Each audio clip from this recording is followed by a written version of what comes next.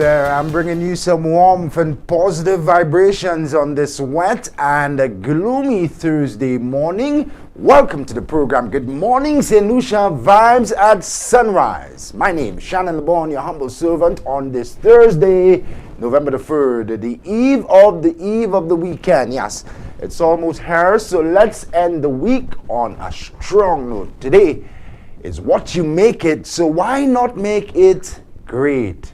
Wishing you and yours every success today. Coming up, we sound the alarm in the interest of the nation's future. Parents, school officials, and students.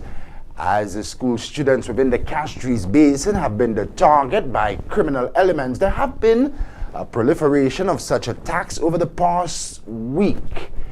As we move closer to the Christmas season, my guests who will explore the issue include the president of the Principals Association, a district education officer, and an attorney at law and former crime and security advisor. Promises to be a good one. Here's your invitation to remain with us from now until 9.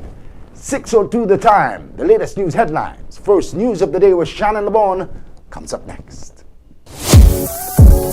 The morning news, first news of the day, is sponsored by Quartz.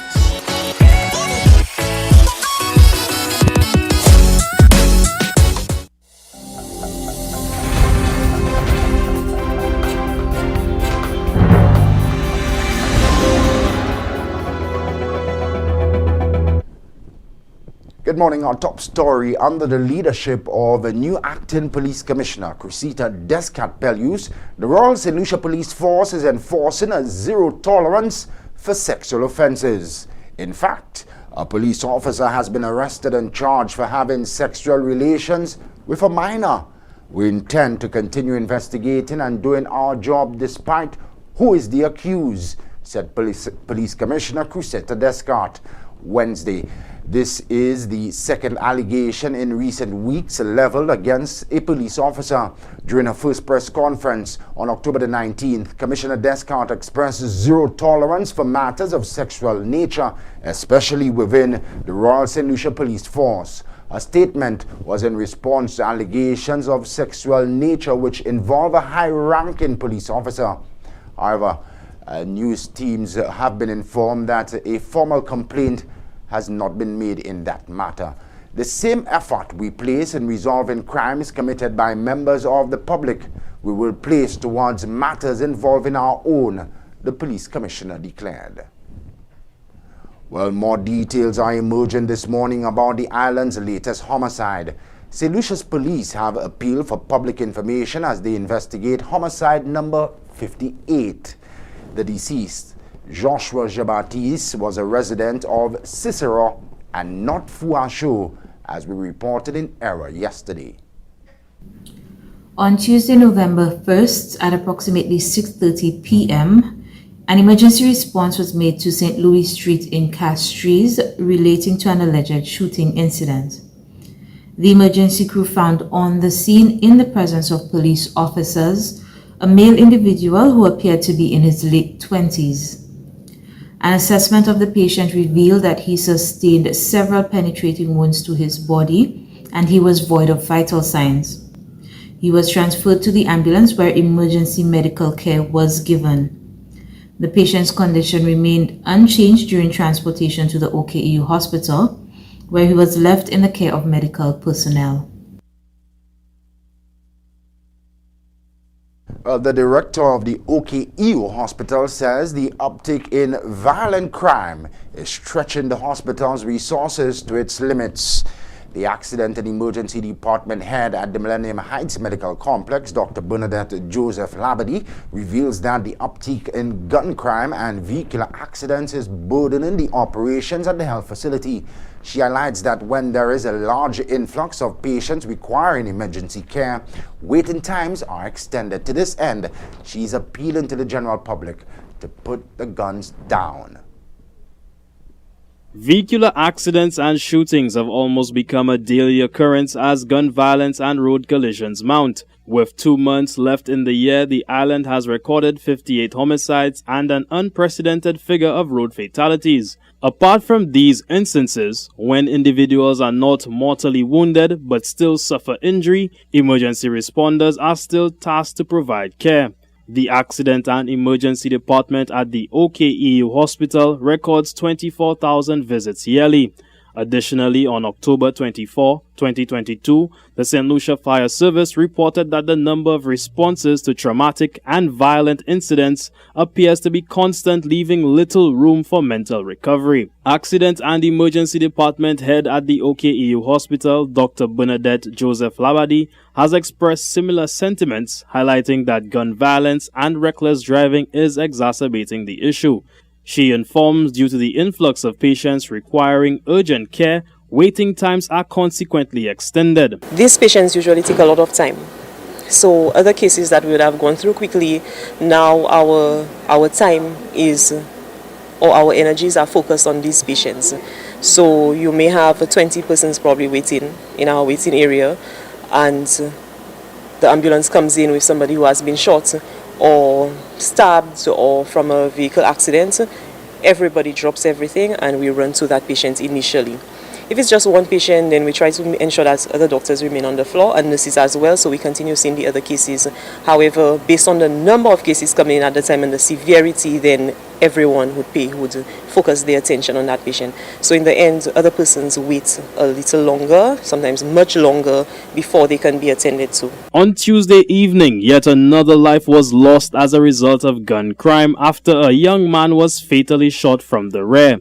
This is a common tale as shootings are being reported frequently.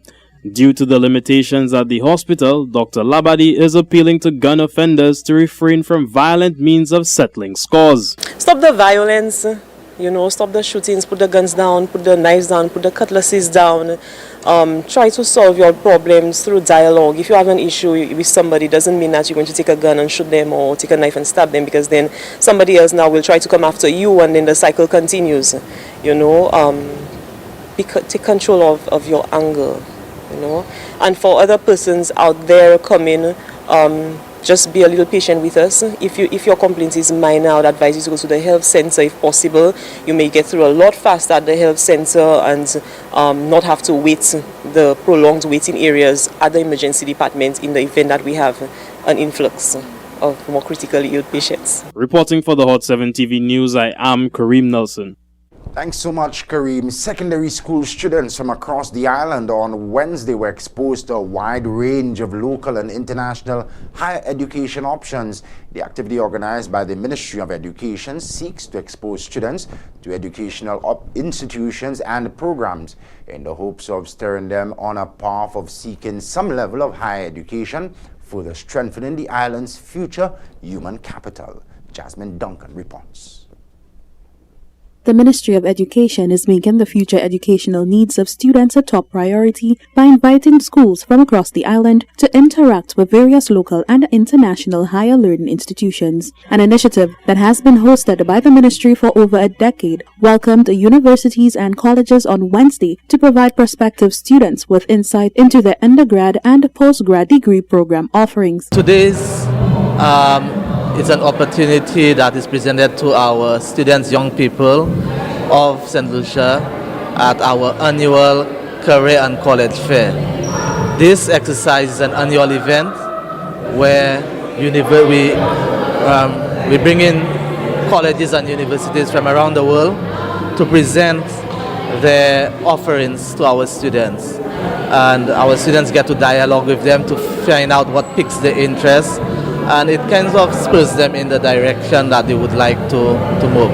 So there are opportunities also with lending institutions, banks, other financial institutions. To ensure that maximum benefit is received from such an engagement, dialogue with the institutions are encouraged to increase the chances of securing financial assistance or scholarships. At this current time, it's really information for the students. However, the Ministry of Education, we are building partnerships with universities and colleges around to present scholarships, other funding other arrangements, for example, 2+1, 2+2 arrangements where students, to the 2 years spent at St. Louis Community College, can go towards the credits can go towards degrees at universities, so they spend less time. It's a less of a financial burden to the parents of the students. Fifth form student of the Entrepot Secondary School, Shade Hyacinth, speaks about her experience and the avenues created for students through such initiatives. It gives you opportunities to see what the outside world is like besides St. Lucia, and it shows you advantages for your career. Like, let's say if you want to do science, you see many different colleges and what they provide with the science program, and things are very expensive nowadays, so some colleges may aid in scholarships and all these type of things. So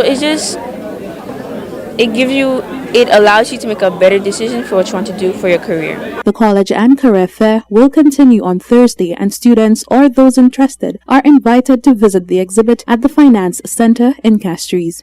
Reporting for the Hot 7 TV News, I am Jasmine Duncan. 6:13 now the time. The city of Castries is set to be in receipt of a $6.5 million box park facility in the area where the marketing board was formerly situated. But fish and coconut vendors who are stationed at the facility have expressed their displeasure with the temporary location, and they are also concerned that their livelihoods may be negatively impacted by this development.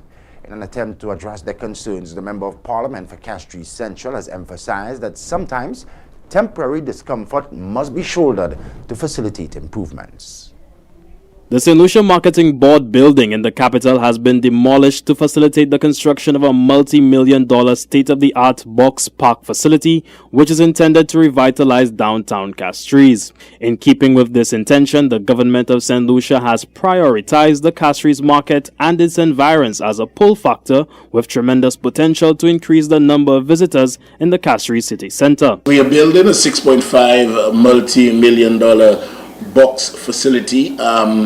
It is a World Bank funded project. As one would have realized, we have taken out all the vendors from that location. They are temporarily located in the car park next to the wharf where the old police station was. They are there temporarily.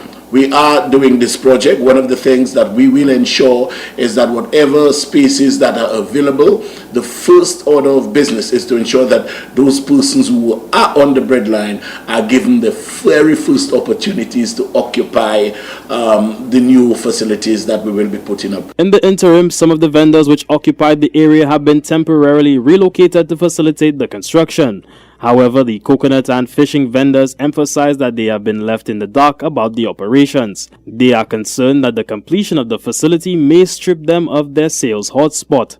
Quelling those worries, Castries Central MP Richard Frederick asserted that the livelihoods of the vendors will not be hampered by the development. One must understand that with development comes a certain degree of inconvenience that each and every one of us must agree to bear.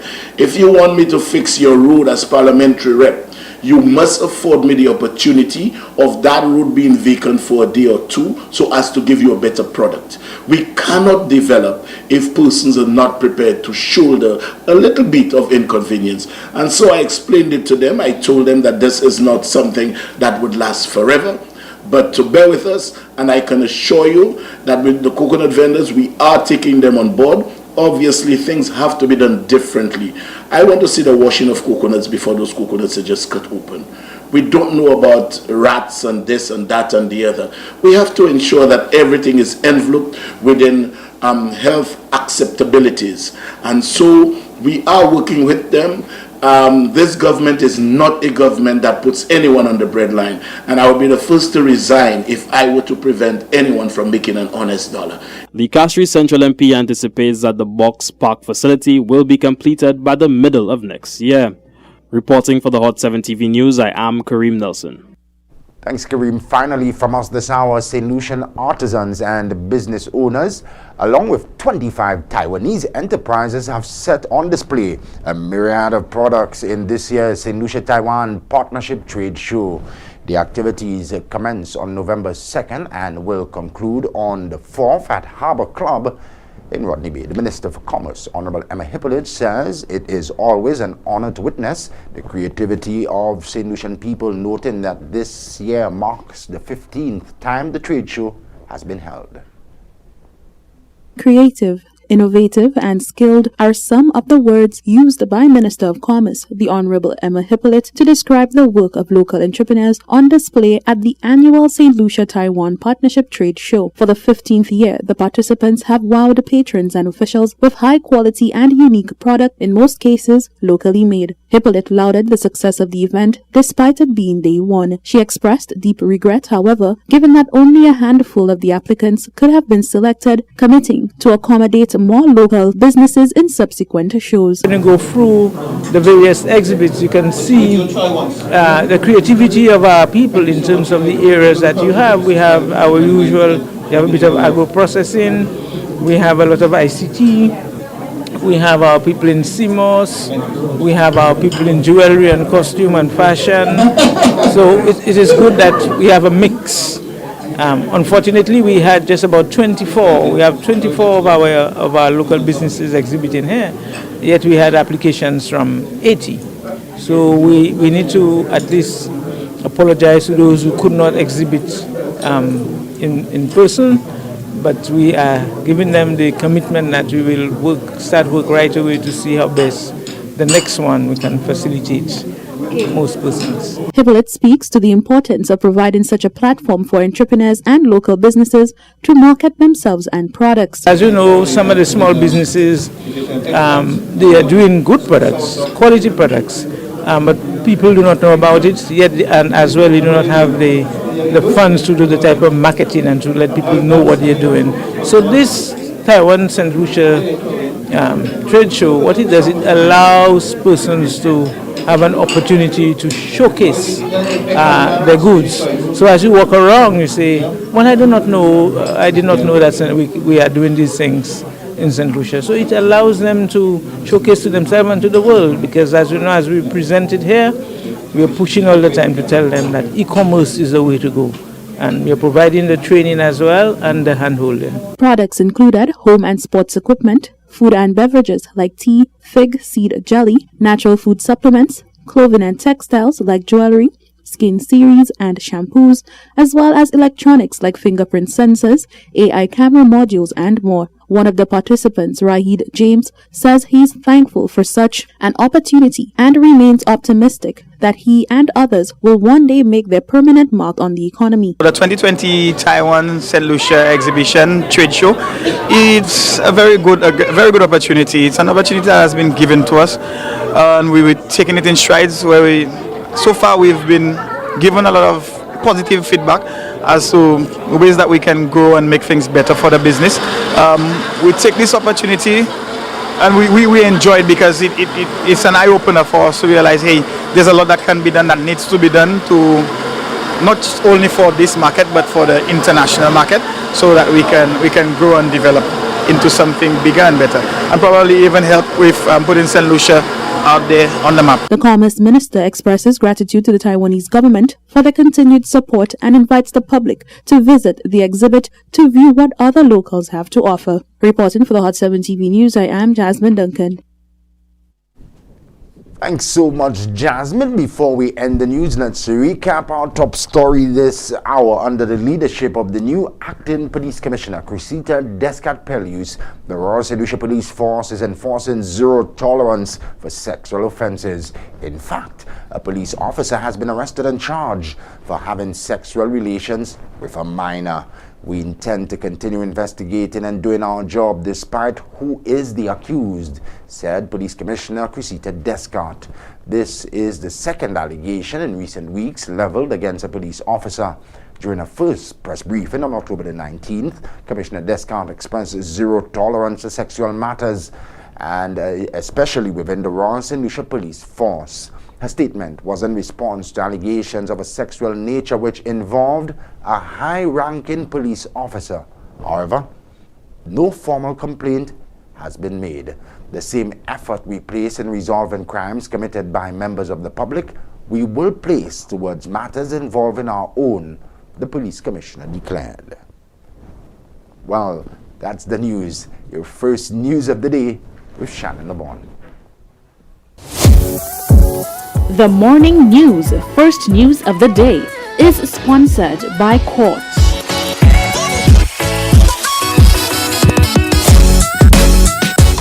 Ooh la la! See what's new at Quartz. We've got great deals on living and dining room sets, appliances, electronics, and smart devices, and more. Shop today with no cash using Quartz Ready Finance, 3 to 48-month payment plans available. Shop in-store or online at shopquartz.com. Come see what's new and take advantage of these great deals. Only at Quartz. Bringing value home. Conditions apply. Good morning, 6:22 now the time. Stand by, the sports is next. Sponsored by Peter Malta. Thirst quenching nourishment for all.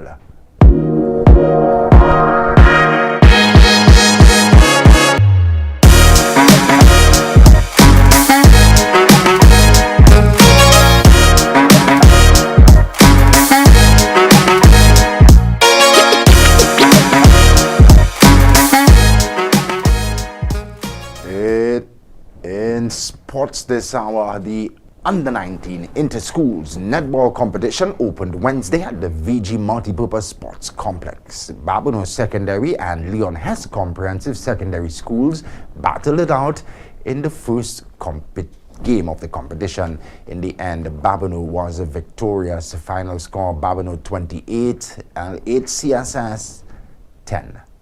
In Game 2, Castries Comprehensive Secondary School came up against Entrepot Secondary School in a tight encounter. Both teams showed skill and determination.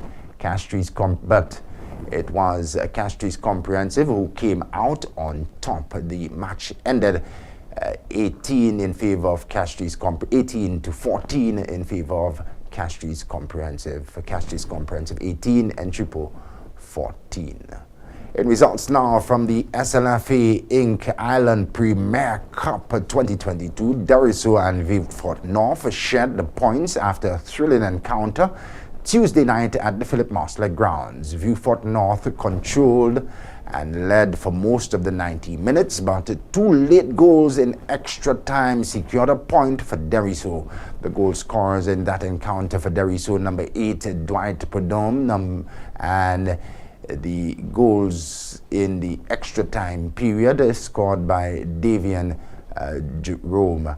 For Vieux-Fort North, the goals were scored by number 10, Luster Mitchell, and number 4, Hubert Joseph, who scored an own goal. Match ended 2 goals apiece. Deriso and Vieux-Fort North sharing a point there.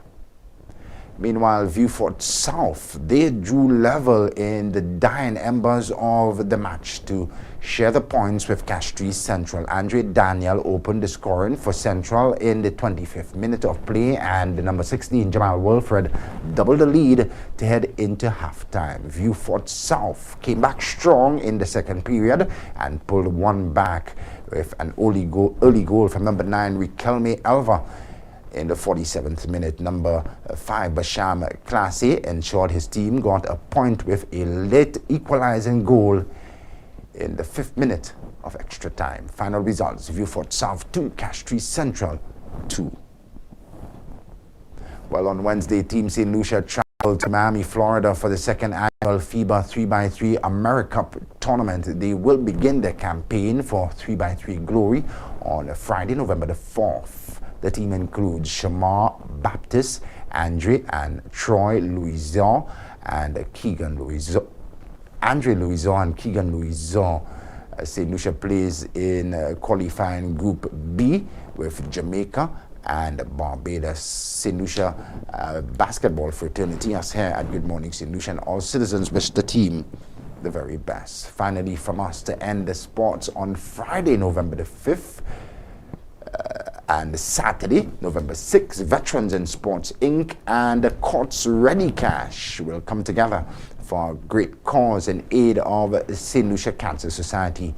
The Darren Sammy Cricket Grounds will host this year's Kick for Cause, a fundraising activity in support of breast cancer awareness. Kick for Cause tickets are on sale for $15 and are available at all courts and ready cash locations.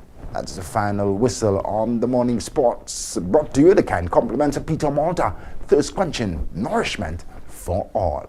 Buy any 6 bottles of Peter Malta and get a chance to win big in the Peter Malta Back to School promotion. 3 lucky students will win a tablet each. 3 lucky parents or guardians will win $1,500 in Massey grocery shopping vouchers. Plus, the 3 schools of the winning students will each win a classroom projector. That's a lot of winning from Peter Malta. Buy 6 bottles of Peter Malta today to win. Promotion runs from 12th September to 19th November. Available at supermarkets island-wide. See in store for details.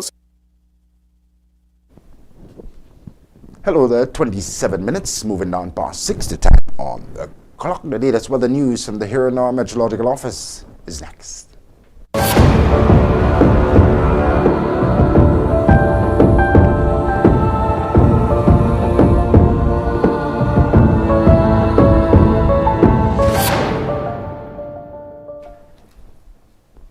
For Thursday, November the 3rd, the winds will be blowing from between the east and the southeast near 17 miles per hour or 28 kilometers per hour. The weather partly cloudy, becoming cloudy at times with some scattered showers. Moisture and instability in the atmosphere over the central and southern portions of the eastern Caribbean will continue to cause cloudy periods with showers and possibly isolated thunderstorms over these islands during the forecast period. Let's recap the weather.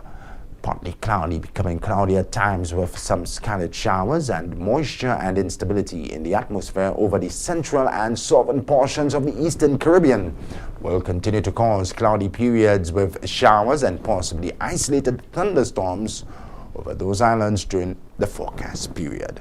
That's the latest weather news from the Here and Now Meteorological Office in V4 St. Lucia. There's more on the weather at the www.slumet.gov.lc or on the hotline 454-3452.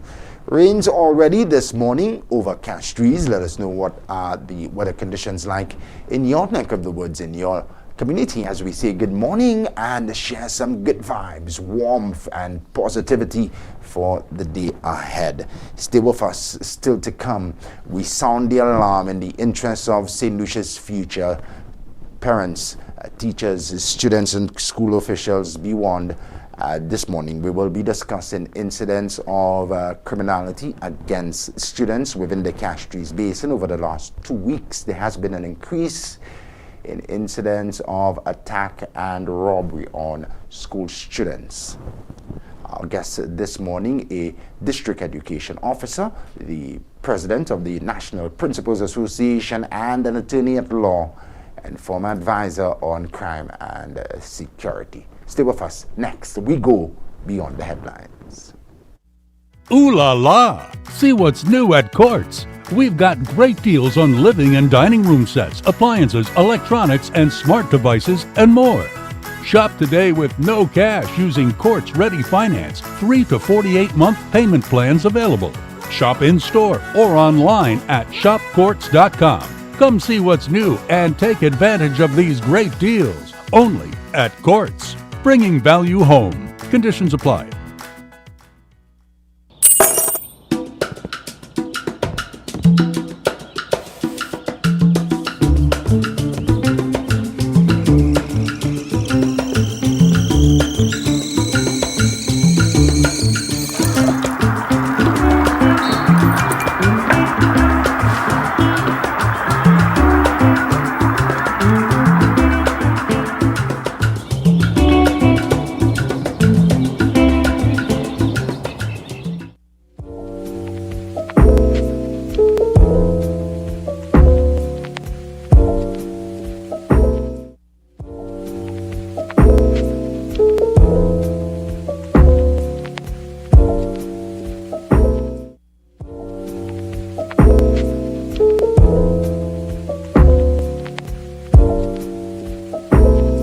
Get your clothes sparkling clean with whiter whites and brighter colors. Use Joby antibacterial washing powder. Ultra concentrated formula gives more washes with brightening factors added to keep your clothes looking new. And with the added organic fabric softener, your clothes will be soft and fluffy. Joby antibacterial washing powder is also effective in stain removal.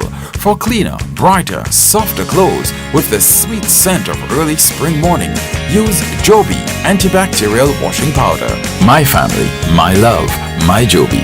Available at supermarkets island-wide. For orders, call 455-3076.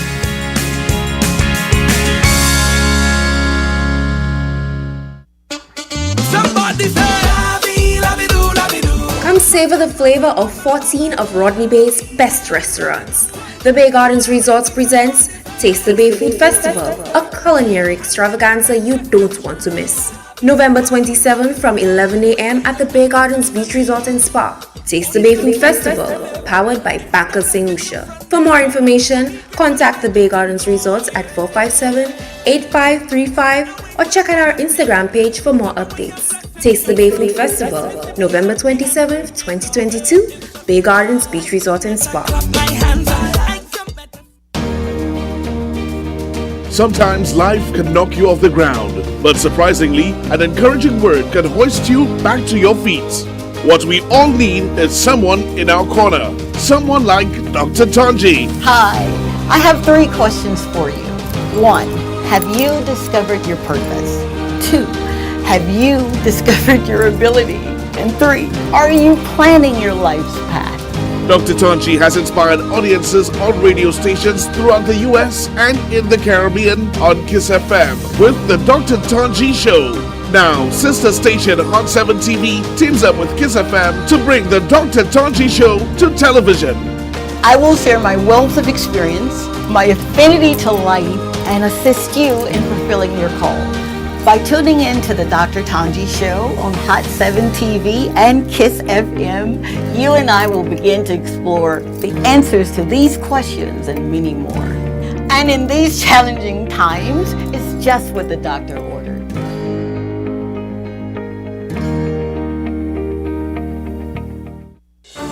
Mourning a loss?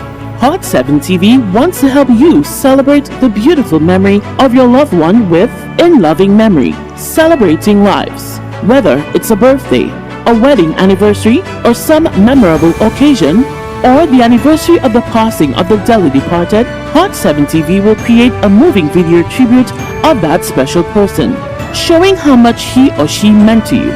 Treasured memories, unforgettable moments. Share them with the world and repeat the airing as often as you'd like. Help keep your loved one's memory alive forever in the minds and hearts of all who care.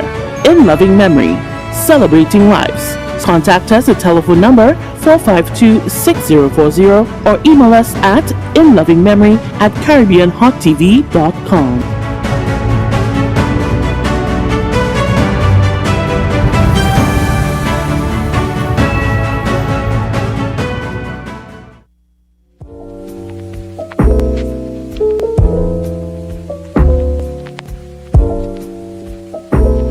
Good morning, St. Lucia. Vibes at sunrise. An informative, enlightening, stimulating package. It can be taken as your morning cup of tea. Fortuna Anthony endorsing Vibes in the Morning.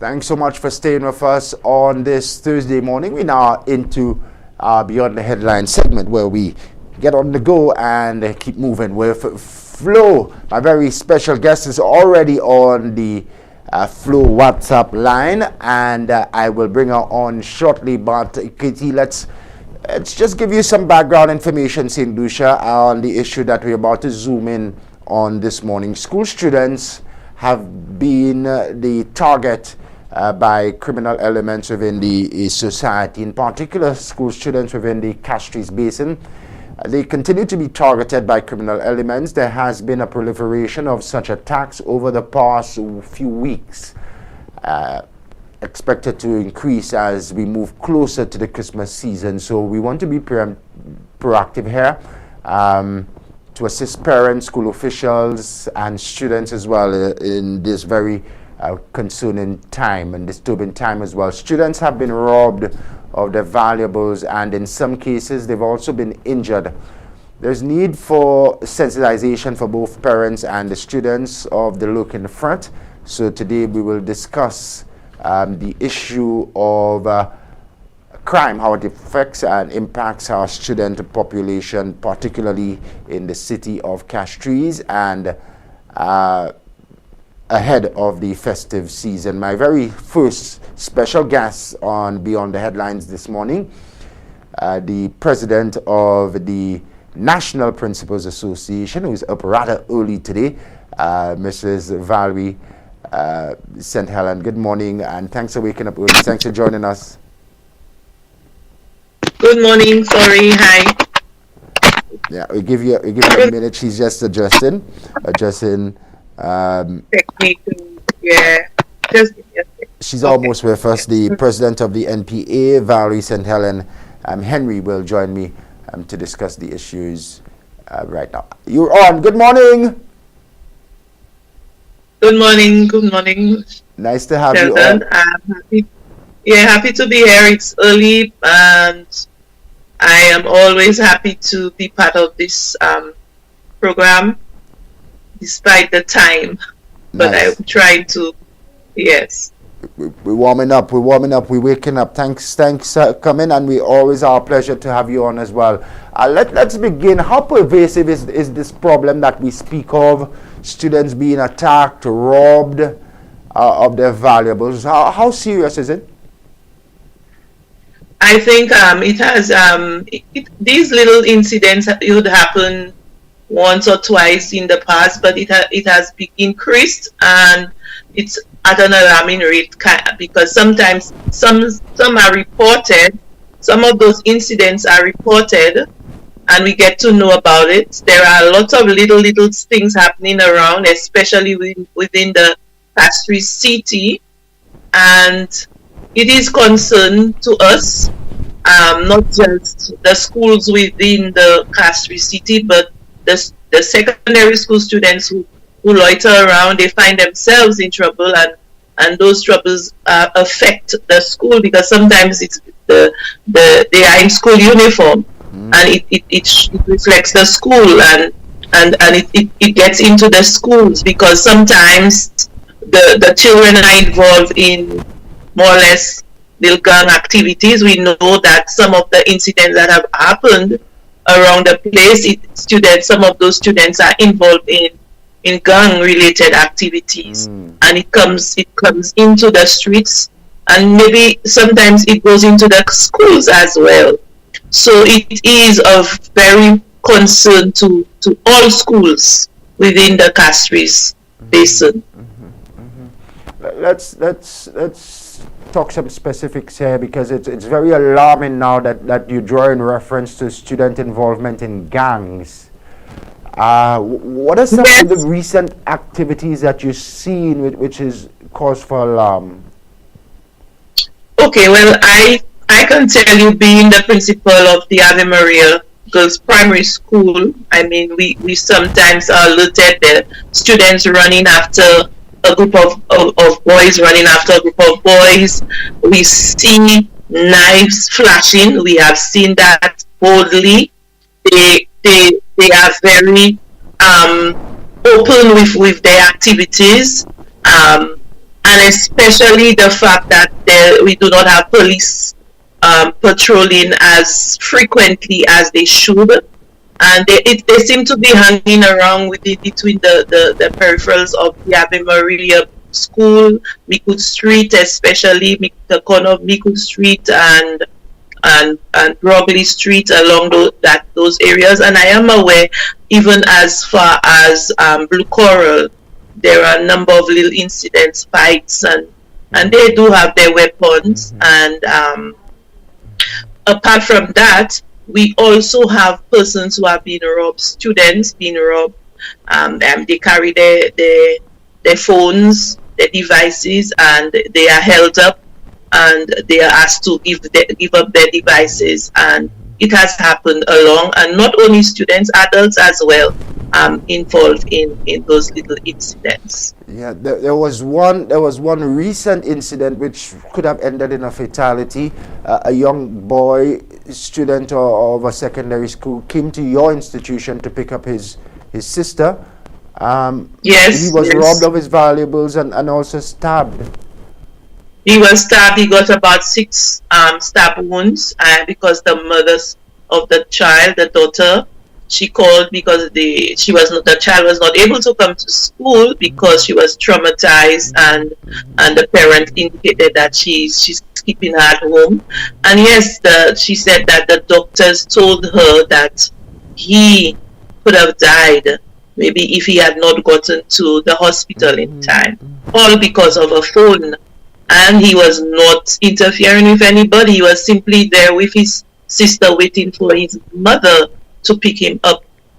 So sometimes you do have the gun related, but you also have those innocent people, just students, other adults just going about their business and being under attack by criminal elements. Yeah, yep. Six stab wounds. Wow. Yes, very bad of a situation. There is need, Mrs. St. Helen, for students to become teachers as well, and other school officials to become more vigilant and street smart, you think? Yes, definitely. I think one of the things, even as a city school, we are encouraged every school term to at least have 1 or 2 drills at the school. We have, the drills could be fire drill, it could be earthquake drill, but now our focus is now more on like a lockdown drill. And the lockdown drill is in the event of, say, an intruder. So within the city, we are beginning to focus a little more on that kind of drill, because we do the earthquake, the fire drill, and the tsunami drill. These are some of the more common ones that we would be practicing. But when I, for example, within my school, like the Ave Maria school, because we do the drills together, we have Ave Maria Infant, Ave Maria Primary, and even RC. We are beginning to think that we need to sensitize the teachers and the students as to what ifs. There's an intruder. What if there's I recently saw something yesterday happening in Trinidad where somebody went in and was firing. I saw a video of a teacher in a class trying to get the children to lay flat down and keep quiet. We need to start preparing for something like that. God forbid. I hope and I pray that it does not reach our doors. But when I watched this video and I shared it with the teachers, I mean, these with the knives and the running outside, we've seen persons run into the school after another with knives and maybe with a gun. You never know. So we need to be on the alert, and the drills, practicing safety drills as it relates to intruders, attacks. We need to have this awareness, because everybody needs to play their part. They need to know what to do in an event like this. And sorry to say, it is scary. It is very scary. And I can say my teachers, they are on the alert for that. Things that we were a little lenient with in terms of our gate policy. We have to start screening thoroughly. We have even these things we have mentioned to the Ministry of Education for years. We have what the daytime watchmen, they are caretaker watchmen at some of the schools. Some of the secondary schools, they have what you call a watchman, gateman, then you have caretakers.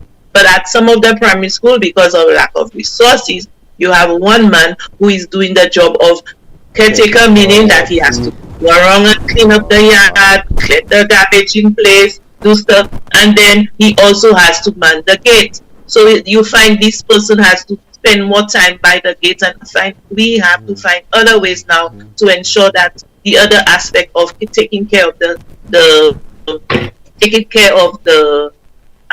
school surrounding is done at times where it's the peak time, where it's not the peak time. So you find the being by the gate is critical. Sometimes the teachers would ask, can we lock the gate? But it is against policy to lock a gate. They are not advising that. Yeah. So the gate has to be closed, but not locked. So these are some of the things, the challenges we have to face in terms of ensuring that we keep ourselves, the students and the teachers, safe. So the awareness of safety is there, and it is inevitable. We need to focus on that, despite the lack of resources, that human resource that is necessary at this time. Yeah, it's very frightening, Madam President, that the current reality we live in now, students, teachers, and even school officials are not safe. A school traditionally always is out of bounds for criminality, but now you see it now being a major concern for the student and the school population. I'm happy to hear that you're being proactive in discussing and looking at drills within your school and talking to your students and teachers as well. Within Castries, there is maybe an opportunity for tight-knit collaboration with all the schools, because you basically have neighbors, so if you see a familiar face, you can share that information to other schools. Talk about that. Yes, okay. Well, within the Castries basin, we do network with the RC Ave Maria Brother Sister School. We work together. We have identified the need for the principals, along with the district education officer, to more or less have a consultation with the city police and the police, Royal St. Lucia Police. We are working towards meeting with them and to look at how we can find ways in ensuring that we are the safety of our students, our school community. And I think that's one way to go. I want to also say we do have cameras at our schools. That was done recently. Some schools on island we do have the cameras to monitor, but I mean it can help, but you cannot be sitting watching a camera all the time. It sometimes can assist with intruders during the night. For example, recently there were footages going around of the RC school where two young boys, I would say young men, were at the school. They broke into some rooms, they took cash, they damaged locks, and the watchmen were on the compound, but they were able to find their way because of the way that the structure of the school is. So they were able to still do what they came to do. However, after the fact, the videos were able to provide evidence, and we were able to circulate it around the schools, circulate it to the public. And I hope that maybe the police can be able to identify those guys and hope that they are caught. But the networking is important in terms of the schools within the Castries city. We do network, and I must say the watchmen network as well. They do the networking. Even in the evening, they check on each other, they make contact with each other. So it's there, but again, sometimes the criminal elements might be a little step ahead of us. We don't know, but we are hoping and praying that with the help of the police, a little more money, patrolling. We used to have at some point that the Castries relation branch, they would do their driving around, and they would stop and ask, what are you doing here, and ask them to leave and so on. They need to do more of those patrolling, and to increase the security around the schools in the city. Yeah, very good recommendations and proactive move that you have some schools equipped with CCTV technology. We hope that others can benefit from that as well. And I'm happy Yes. that you went there. I was about to ask you your recommendations, so what more the police can do to assist in this situation, because we know there are limited resources, but you don't want them to be everywhere. It's a matter of being strategic, key places at key times, correct? Yes, yes, I think so, and it's consistency. I know in the past we've had a meeting with the police and put things in place, and after a while, you just see they disappear, and it's like they're reactive. We are too reactive instead of being proactive. If the criminal elements are aware that we have tightened the security of having the police around at every little corners, walking around, not just standing, and being there, being present and showing presence, not just standing there, because I have seen some police officers being ridiculed as well. Some may be afraid of fear for themselves or don't want to react in a way, because now when you do see people using their videos and taking pictures of it, whatever is happening. This is an in thing now, so they have to be mindful of how they approach, how they react, because sometimes the footage may see what happened then and not what happened prior, So there are lots of little things that we need to really come together as a community to be more strategic in terms of dealing with those criminal elements, because they are always a step ahead, and we cannot allow that to happen, because they will just take over and we will just be victims. It may end up in death. We do not want that.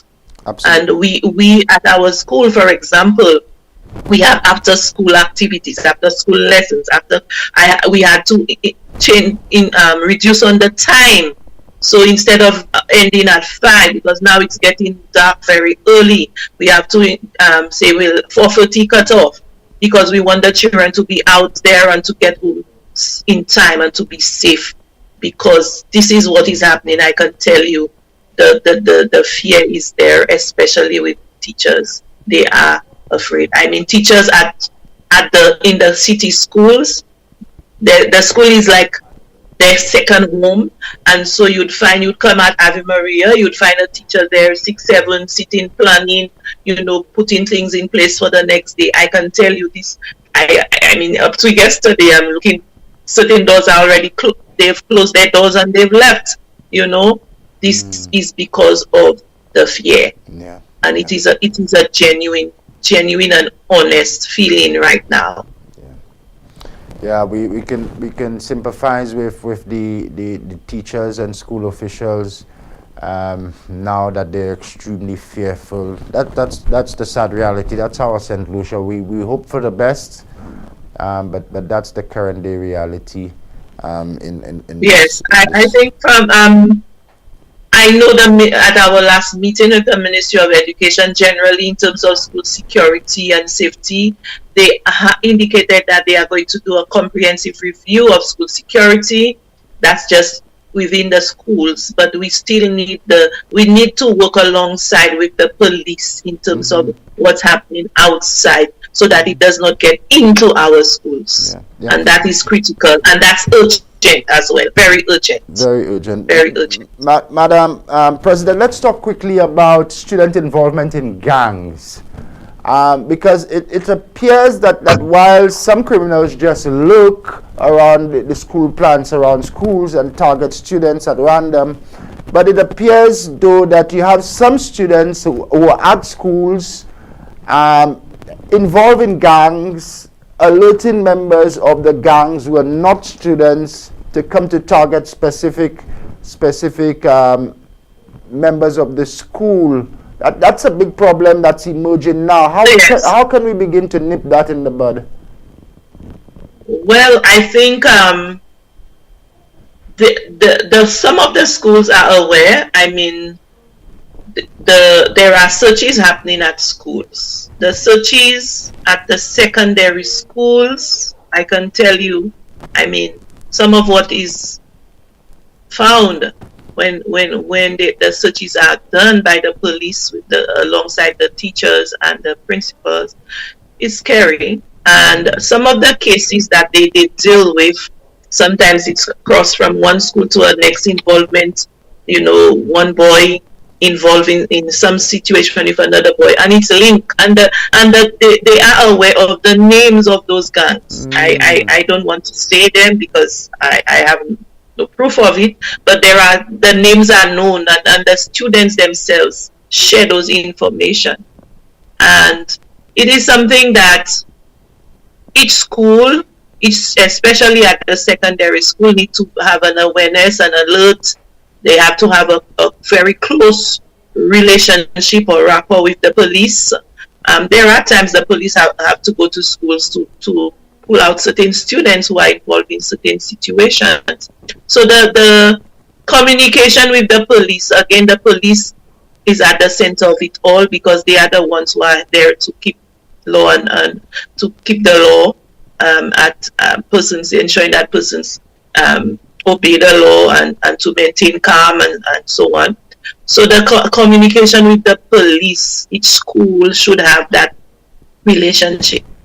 However, we can say all of this, but we are leaving out a group of persons who are supposed to be the ones we should be consulting with, the parents. I was just about to go there. Key factors, key persons. You understand? We have situations where children are found loitering. Children are out in the communities or in the city in their uniforms and late.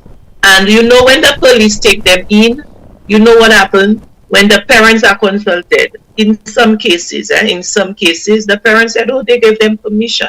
So that ties up the hands of the police. Some of them are very smart, you understand, in terms of they know what can happen to them in the event that your child is found out there and so on. So they know what to say. However, the school community need to have the parental involvement in helping reduce some of those situations in terms of the guns. And schools need to have, workshops, parenting workshop, having meetings with the parents, targeted meeting with specific parents, because I know some of those parents are working. It's beyond them in terms of the monitoring and ensuring. And this is where the problem lies. When the students get to a certain age, you hear the parents saying, I do not know what to do, I'm tired of talking.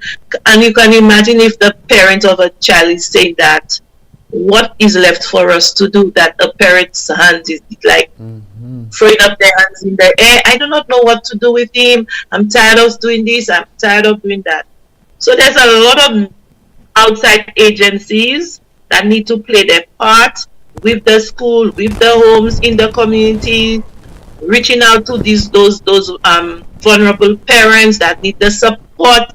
So it's a whole community of the school, those agencies out there, human services, vulnerable unit departments, the police, the parents, the PTAs. We have to really come together to see how we can give support and how we can help mitigate those situations that are slowly, not slowly, but they are in our schools and we have to deal with them. Situations that 10, 20 years ago that we didn't have at such an alarming rate. We need to come together to work on that. November, December, as we move into the festive season, we expect traditionally it's a busy period for criminals as well.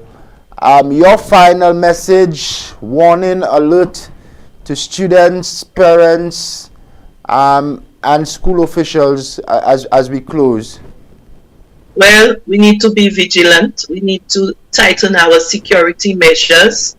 The students need to have an awareness of, we always tell them, when you're going out there, move in groups instead of being, single. So we ask the students to move in their little groups to get to their homes, get home safely, go straight home.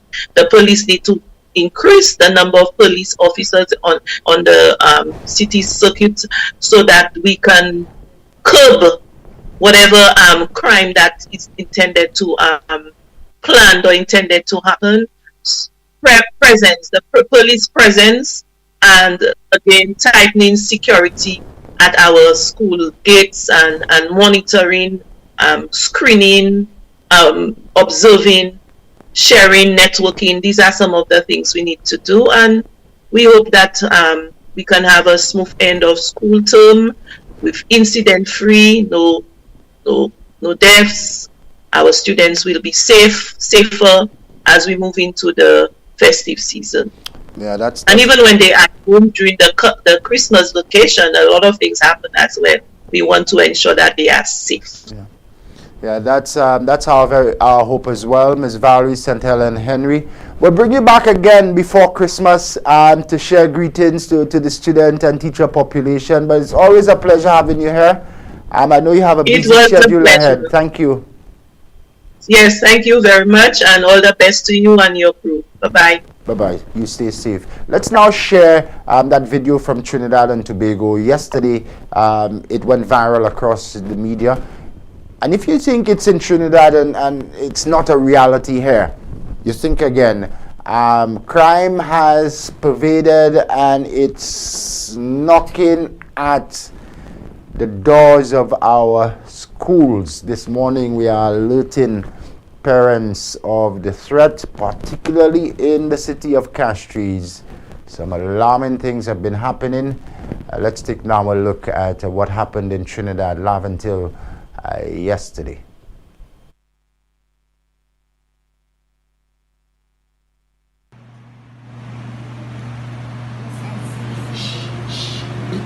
Be quiet, children. Down.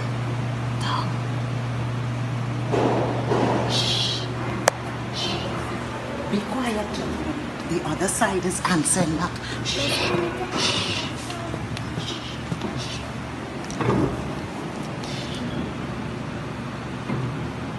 Aisha,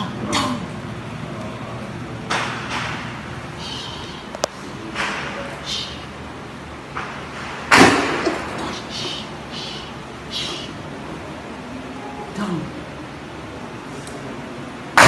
Oh gosh, down, children. Down. Shh.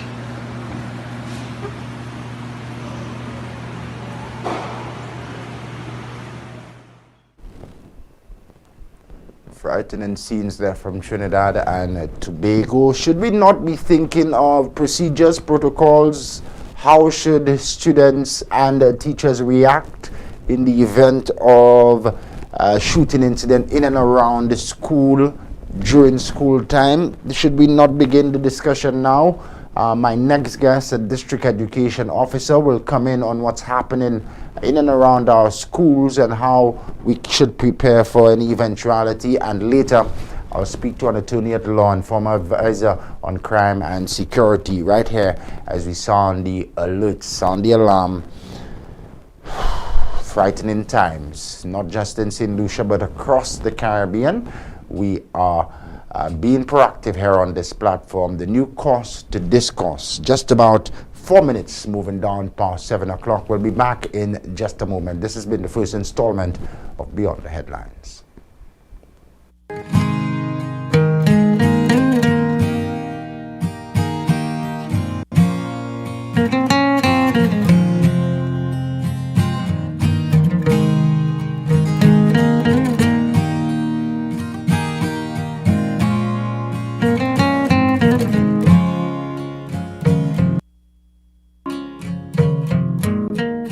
We are saddened to announce the death of Anastasia Pierre-Antoine, also known as Eldora from Old Ordinary.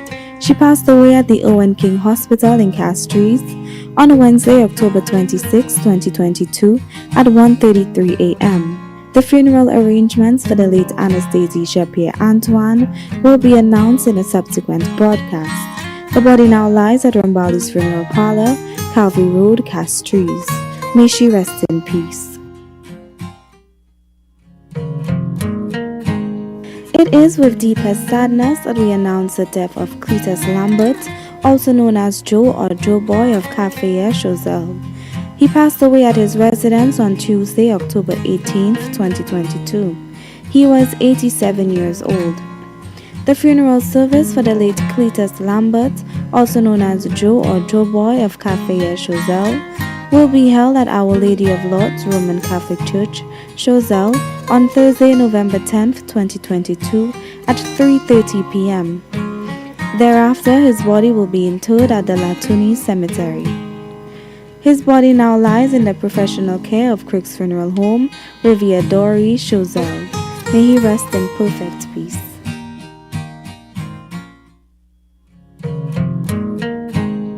The death is announced of Mrs. Evelina Sidoni, also known as Evie of Dakrete, Choiseul, who passed away at her daughter's residence in Balata, Castries, on Thursday, October 27, 2022, at approximately 8:45 a.m. She was 81 years old.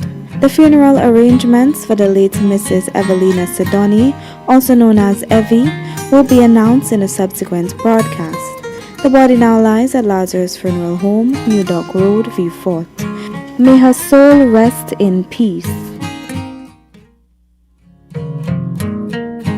The death is announced of John Charles, also known as Farai or Gabby Hayes, originally of West Hall, Vieux Fort, but resided in Latuni. He passed away at the St. Jude's Hospital on Tuesday, November 1st, 2022, at approximately 5:10 p.m. He was 63 years old. The funeral arrangements for the late John Charles, also known as Farai or Gabby Hayes, will be announced in a subsequent broadcast. The body now lies at Lazarus Funeral Home, New Dock Road, Vieux Fort. May he rest in eternal peace.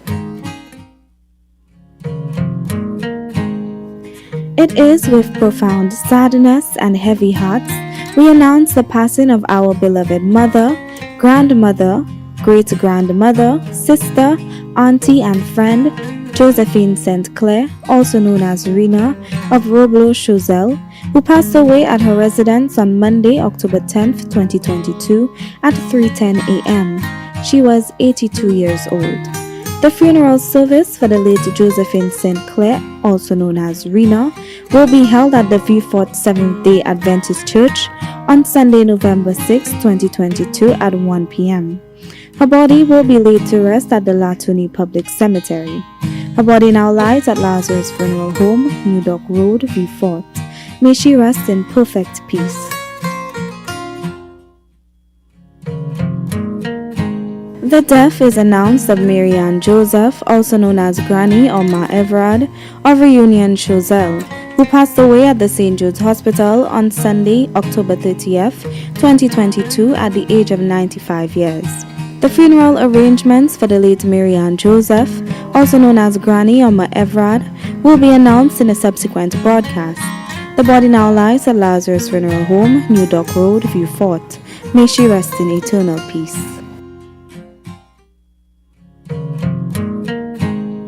It is with great sadness that we announce the death of our beloved Pauline Cox of Debray, Choiseul. She passed away at her residence on Monday, October 24th, 2022. She was 67 years old. The funeral arrangements for the late Pauline Cox will be announced in a subsequent broadcast. Her body now lies at Lazarus Funeral Home, New Dock Road, Vieux Fort. May she rest in peace.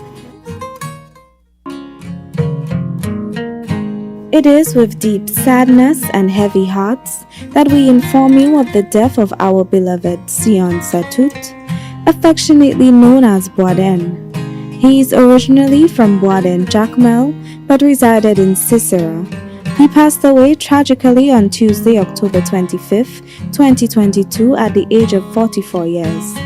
The funeral service for the late Sion Satut, affectionately known as Boaden, will be announced in a subsequent broadcast. His body now lies at Crick's Funeral Home Limited, Vidbutay, Castries. May his soul rest in perfect peace.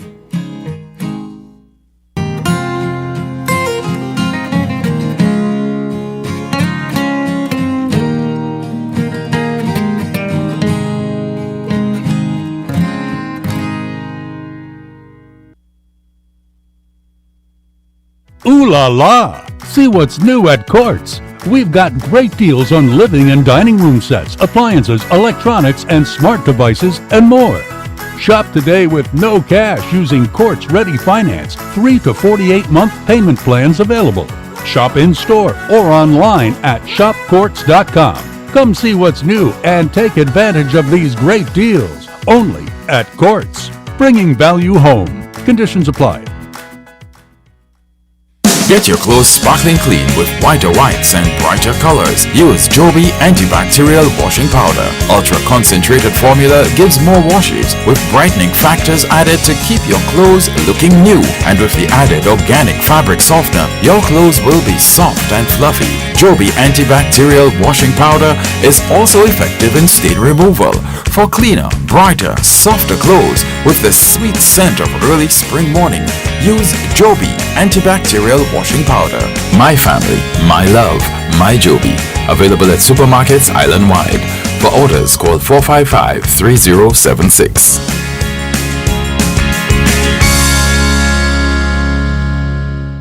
A young man from Bagatelle is dead. Calls on the public to not stigmatize his vehicular accidents along the Bexar Highway. From Shannon welcomes the scrutiny of its CI. One man is in police custody following the shooting death of the wife of a police officer. Look out for the midday news with Daniela Edwin on Hot 7 TV. Mourning a loss? Hot 7 TV wants to help you celebrate the beautiful memory of your loved one with In Loving Memory, celebrating lives. Whether it's a birthday, a wedding anniversary, or some memorable occasion, or the anniversary of the passing of the dearly departed, Hot 7 TV will create a moving video tribute of that special person, showing how much he or she meant to you. Treasured memories, unforgettable moments. Share them with the world and repeat the airing as often as you'd like. Help keep your loved one's memory alive forever in the minds and hearts of all who care. In Loving Memory, celebrating lives. Contact us at telephone number 452-6040 or email us at inlovingmemory@caribbeanhottv.com.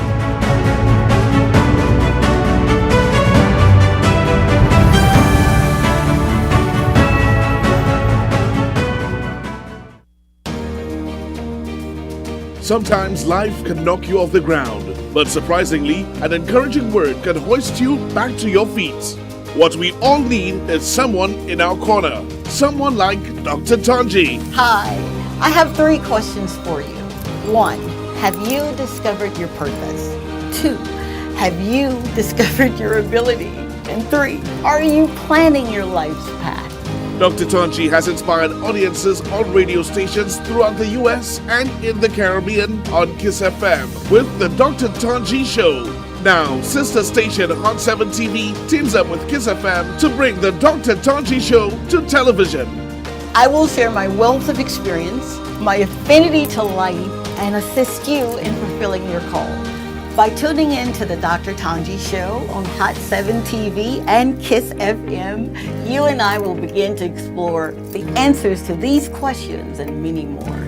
And in these challenging times, it's just what the doctor ordered.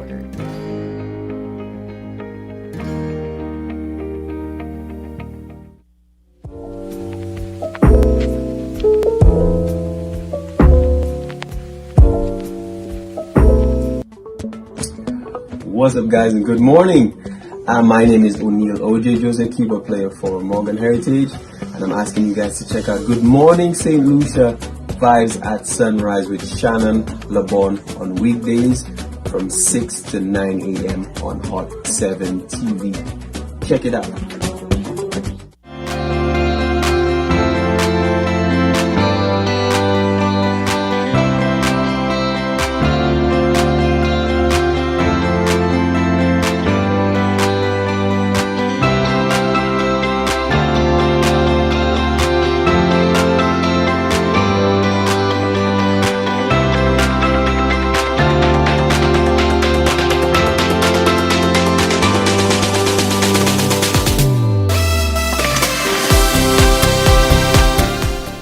7:15, the time in St. Lucia and across the Eastern Caribbean. Welcome back and thanks for joining us. If you're now logging in, we start off at 6 and we go up until 9. See, a morning cup of tea, we call it Good Morning St. Lucia Vibes at Sunrise with yours truly, Shannon Lebourne. A good mix of information, entertainment, and the latest news right here in our St. Lucia. Let's now share with you your financial tip for today, where we put together on the segment called You and Your Money. We want you to make greater use of the money that you make. The financial tip for today comes up next.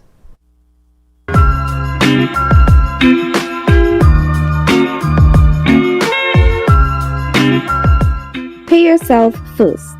Treat your savings like an expense or a bill and put it in your budget as a regular payment instead of waiting until you have money left over to put away. Most people find a way to spend any extra. However, paying yourself first makes savings a priority equal to that of a bill payment.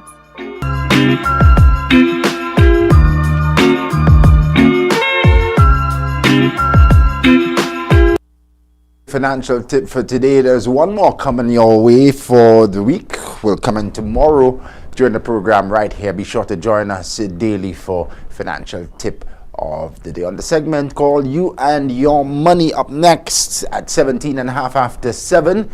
Let's bring the word of the day for today, November the 3rd, Thursday. The word of the day is brought to you with the kind compliments of Joby antibacterial washing powder, distributed in St. Lucia by Fruit Seafood Limited. My family, my love, my Joby. The sponsors of the word for the day on screen right now. Rapscallion. Let me tell you, I have an English student preparing the week's word of the day. You can tell. Rapscallion. Good one, bro. A noun. The word rapscallion refers to someone who causes trouble, often in a mischievous way. It's a synonym of rascal and ne'er-do-well. What's that, Don?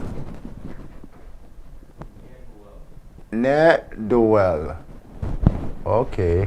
Rapscallion. Did you know it's a noun? The word rapscallion refers to someone who causes trouble, often in a mischievous way. So we can call these robbers of students rapscallion as well.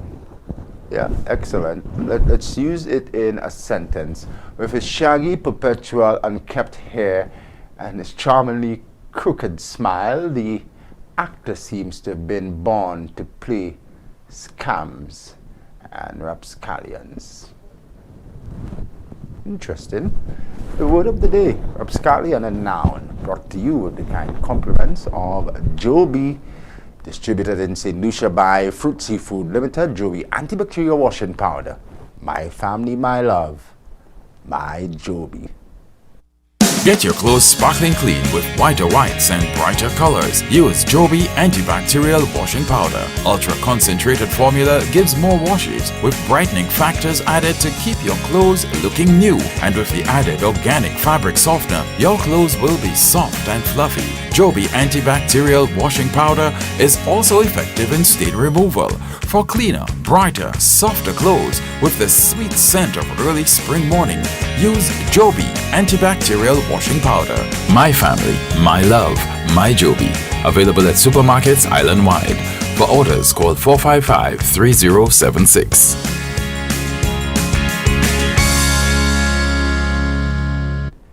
And as always, I encourage you to freshen up your laundry experience with Joby antibacterial washing powder. Coming up next, the District Education Officer for District 1, Mr. Cyrus Cpal, is already standing by as we continue to raise the alarm here this morning. We thank you for making us your choice.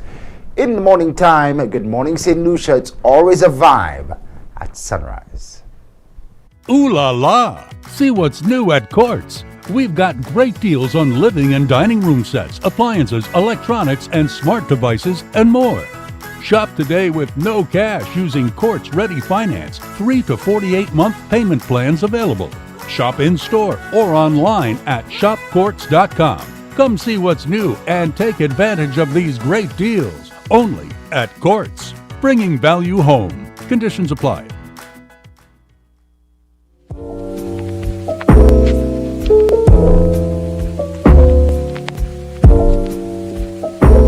A young man from Bagatelle is dead. Calls on the public to not stigmatize his concealed accidents along the Bexar Highway leaves Tremendous Shannon welcomes the scrutiny of its CI. One man is in police custody following the shooting death of the wife of a police officer. Look out for the midday news with Daniela Edwin on Hot 7 TV. Sometimes life can knock you off the ground, but surprisingly, an encouraging word can hoist you back to your feet. What we all need is someone in our corner. Someone like Dr. Tanji. Hi, I have 3 questions for you. 1, have you discovered your purpose? 2, have you discovered your ability? And 3, are you planning your life's path? Dr. Tanji has inspired audiences on radio stations throughout the US and in the Caribbean on Kiss FM with the Dr. Tanji Show. Now, sister station Hot 7 TV teams up with Kiss FM to bring the Dr. Tanji Show to television. I will share my wealth of experience, my affinity to life, and assist you in fulfilling your call. By tuning in to the Dr. Tanji Show on Hot 7 TV and Kiss FM, you and I will begin to explore the answers to these questions and many more. And in these challenging times, it's just what the doctor ordered.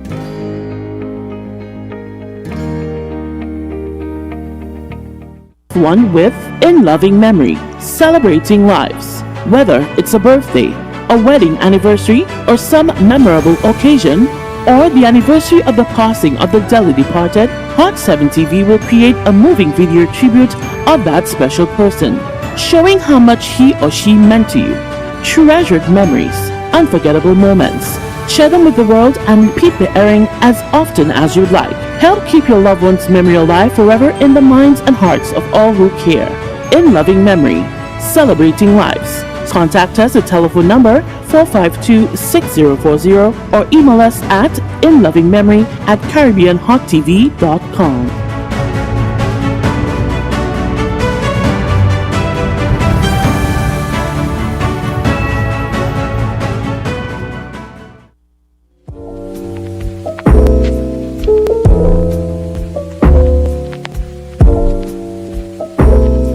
Get your clothes sparkling clean with whiter whites and brighter colors. Use Joby antibacterial washing powder. Ultra concentrated formula gives more washes with brightening factors added to keep your clothes looking new. And with the added organic fabric softener, your clothes will be soft and fluffy. Joby antibacterial washing powder is also effective in stain removal for cleaner, brighter, softer clothes with the sweet scent of early spring morning. Use Joby antibacterial washing powder. My family, my love, my Joby.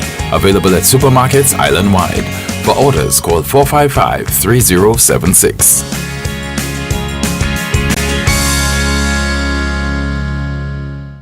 Ooh la la! See what's new at Quartz. We've got great deals on living and dining room sets, appliances, electronics, and smart devices, and more. Shop today with no cash using Quartz Ready Finance, 3 to 48-month payment plans available. Shop in-store or online at shopquartz.com. Come see what's new and take advantage of these great deals only at Quartz, bringing value home. Conditions apply.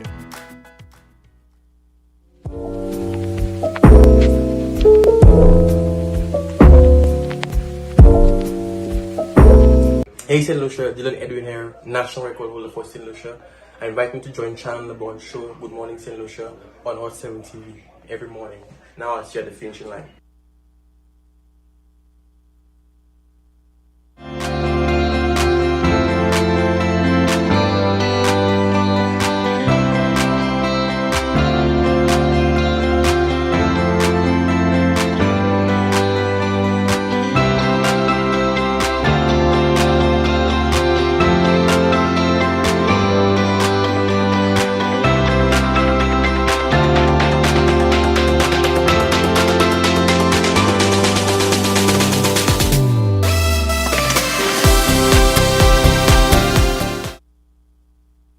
Welcome back. My next scheduled guest may require just a few more minutes before we bring him on line. A former Acting Chief Education Officer, current District Education Officer for District 1, Mr. Cyrus Sepal. We're discussing student and school safety in general.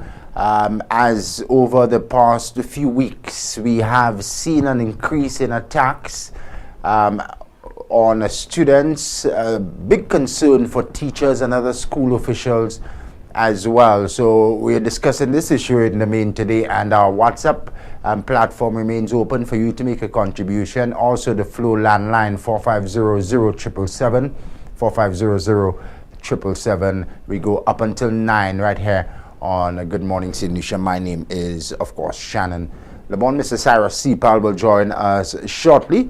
A short while ago we had the president of the National Principals Association, and later this morning we will have an attorney at law, former advisor on crime and security as well. Mr. Sepal looks like he's already. It was always a pleasure to see his face. I know St. Lucia always enjoys the contributions of Cyrus Sepal, long-standing educator.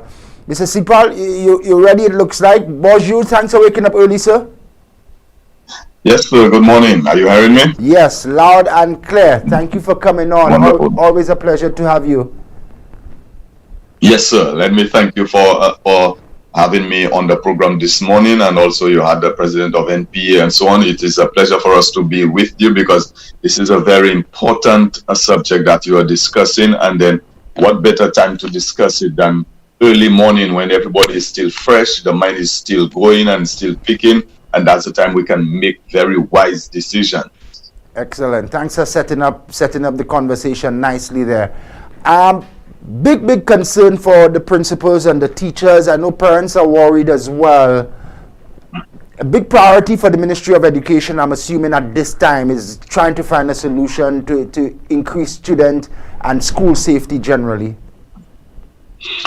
Yes, this is a very grave concern for us at the Ministry of Education. What has happened is that, we have realized a breakdown in society, a breakdown in the morals, just a breakdown generally in respect for life, respect for property, and respect for others. This is the major concern, breakdown for the respect for others. So when you look at it and then you study the whole issue of crime on a whole, we have to get down to the actual issue, the root cause of the problem. So that is a grave concern for us at the Ministry of Education. Because at the time when I was acting chief, a number of issues came to our office with reference to that. And then now, the question we were asking, where did we go wrong as an education system? Because we are training the children, and then we keep saying that all the time, not just simply to give them the acquisition of knowledge, but then we're giving them now the acquisition of the skills, and also of the morals, and then knowing what to do, how to do it, what will affect others, and so on. There is also, Mr. Lebourne, a very important statement that I want to make. We all know what is called the golden rule, right? Which is said, do unto others as you would like them do unto you. However, what we have discovered is that there are persons now, when they do that sometimes that is what they would want done to them. The crime and everything. So that's why now there is a new theory called the platinum rule, and this is what we want to promote, the platinum rule, not just the golden rule, the platinum rule. The platinum rule says, do unto others as the person would like done to him or her. Not do unto others as you like them do to you, because you may feel that, okay, I'm going to slap this person, because for you it does not matter if somebody slaps you, because you're okay with that. So therefore, that is you doing to the person what you would want done to you. But no, we have to think and look differently, not just what you would want done to you, but the person that you're going to do the thing to. Is that okay with that person? Does the person feel comfortable with that happening to him or her? So we have to consider, as I said, the platinum rule now versus just the golden rule. Yeah. Do unto others as that individual would like done to them. Yes. That is the platinum. I like it. Nice evolution over time. You are the district education officer for District 1, correct? Yes, District 1. What schools fall part of that district? All right, we have schools from Dimpelet Primary, going across to Babono, all the Babono schools, including Babono Secondary, going through to Grand Riviere, Corinth, up to Sports Academy, and all the Groseille schools, Moshi, and so forth. And we also, although they're not directly under us, but the private schools, we also make them part of our districts. Excellent. You have a large population of students and teachers there. What are some of the examples you've seen? How big is the incidence of student attack and crime and violence permeating the schools within District 1? Okay. In District 1, we have some elements of it, because especially with the secondary schools, we have had very unfortunate situations where, and I will not mention the schools, but then I will speak in general, but situations where we have had reports where, as recent as this school year, the police had to be called because you have groups of persons, and I don't want to say gang, groups of persons on the outside waiting for students that they have an issue with. And then now what you find now is that while they wait for that one person, then what they do now, they also attack other students. We have also a situation where you have probably students of the school, okay, who are members of that group, and then who make the arrangement to have them to come by the school around the time when school is about to be dismissed and so on. And then that's the time now that they do attack the innocent children who are just simply trying to make their way home. So it is not just a city problem, but then the other schools, yes, in District 1, we are also feeling the pinch of this problem. Yeah, let's talk about the role of the Ministry of Education, and then we'll discuss the role of parents, because a lot of the criminals, they come for valuables. There are some who come to attack people who they have issues with, but they come in search of valuables that are more common now in school, perhaps, than what existed 20 years ago. So there's an interesting role for parents as well, what you give your children, how you prepare and sensitize your children for the classroom. But let's talk with the Ministry of Education. What's the proposal like to help stem these issues that we see in? Okay. What we need to consider here also, and we have been considering, so is that you need to consider the root cause of the problem. Okay. Because as you said, some of them come because of valuables and so on. But then listen to what the research has said. There are students who get involved in violence and the gangs and so on because of different reasons. One, some of them because of financial reasons. That's just one reason. Two, you have some because of social problems. So they get into it. Three, you have those because of family issues. So they get into this group. Then you have four, some because of biological problems. So you see, so it's not a one-size-fits-all to deal with the crime issue, because the person who is into it, and it has nothing to do with financial problem, because I'm sure you know of a number of well, let us put it that way, very good homes, comfortable homes, parents can afford and so on, and unfortunately the children gravitate to this group. Now this is not a financial issue.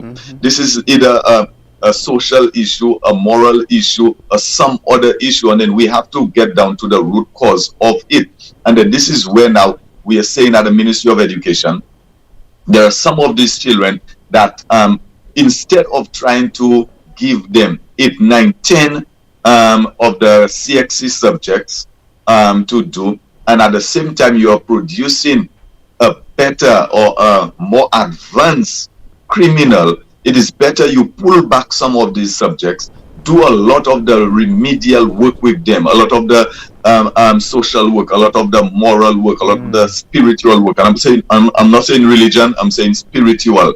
All right, and that's some of the things we have to do. For example, CARE has a model.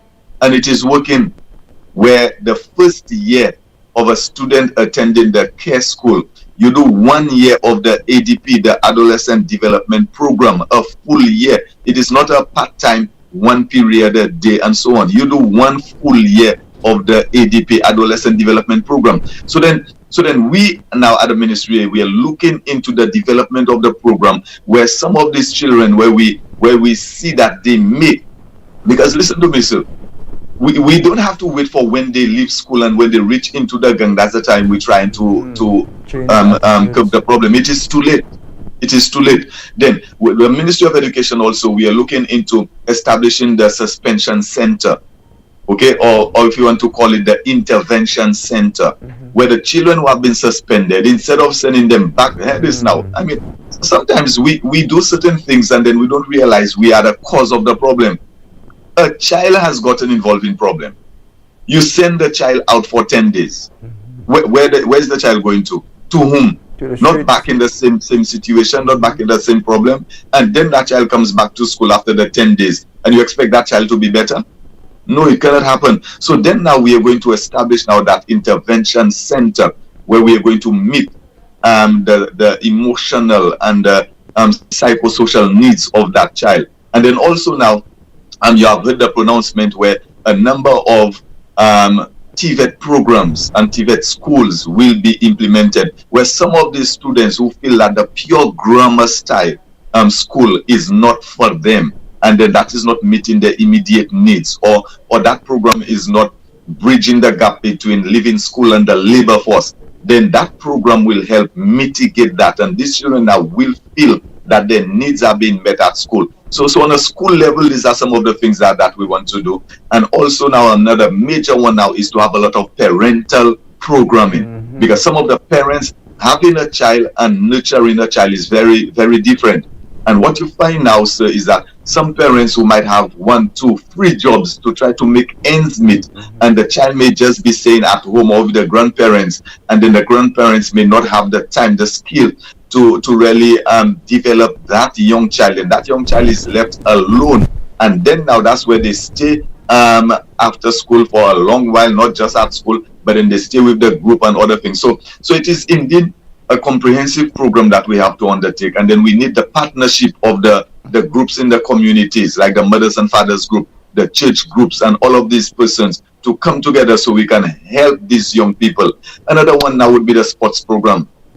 Okay, all sub-communities, not just major communities. We hear of the football competition, cricket competition, or basketball, whatever. But then we need to take it further. The sub-communities to have their own little tournaments. So instead of these children now, or these young people being involved in activities where they are troubling the young children, or they present a fear to other people, they will be meaningfully engaged. So it is an integration with society, with the different groups that we have, and also changing the program at the schools to help meet the needs of these young people. Yeah, it's a holistic approach. 2 things from me. Applaudable, the step towards a suspension center. That's applaudable, not just for suspension, Mr. Sipal. It happens on a daily basis at some schools where, and we don't encourage students breaking rules at all, but a student would come to school perhaps with the wrong color socks, perhaps with the wrong color shoe, and that student is immediately turned away to no parenting at home. So a center like that is a step in the right direction. We don't want them losing class time. We don't want them breaking laws, but that center can also follow up to ensure it doesn't become a culture where students think I just do whatever I wish. So good step in that direction there. Yes, just to come in there again. Yeah. So that's why I changed the name from suspension. I said intervention center. Because you have said it well. Whenever we see that the possibility of a child moving in a direction, we curb it right now.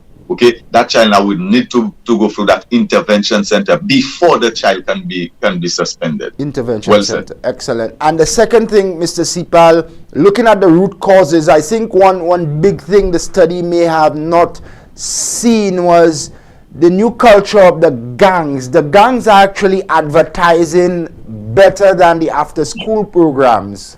and they campaigning for new members daily.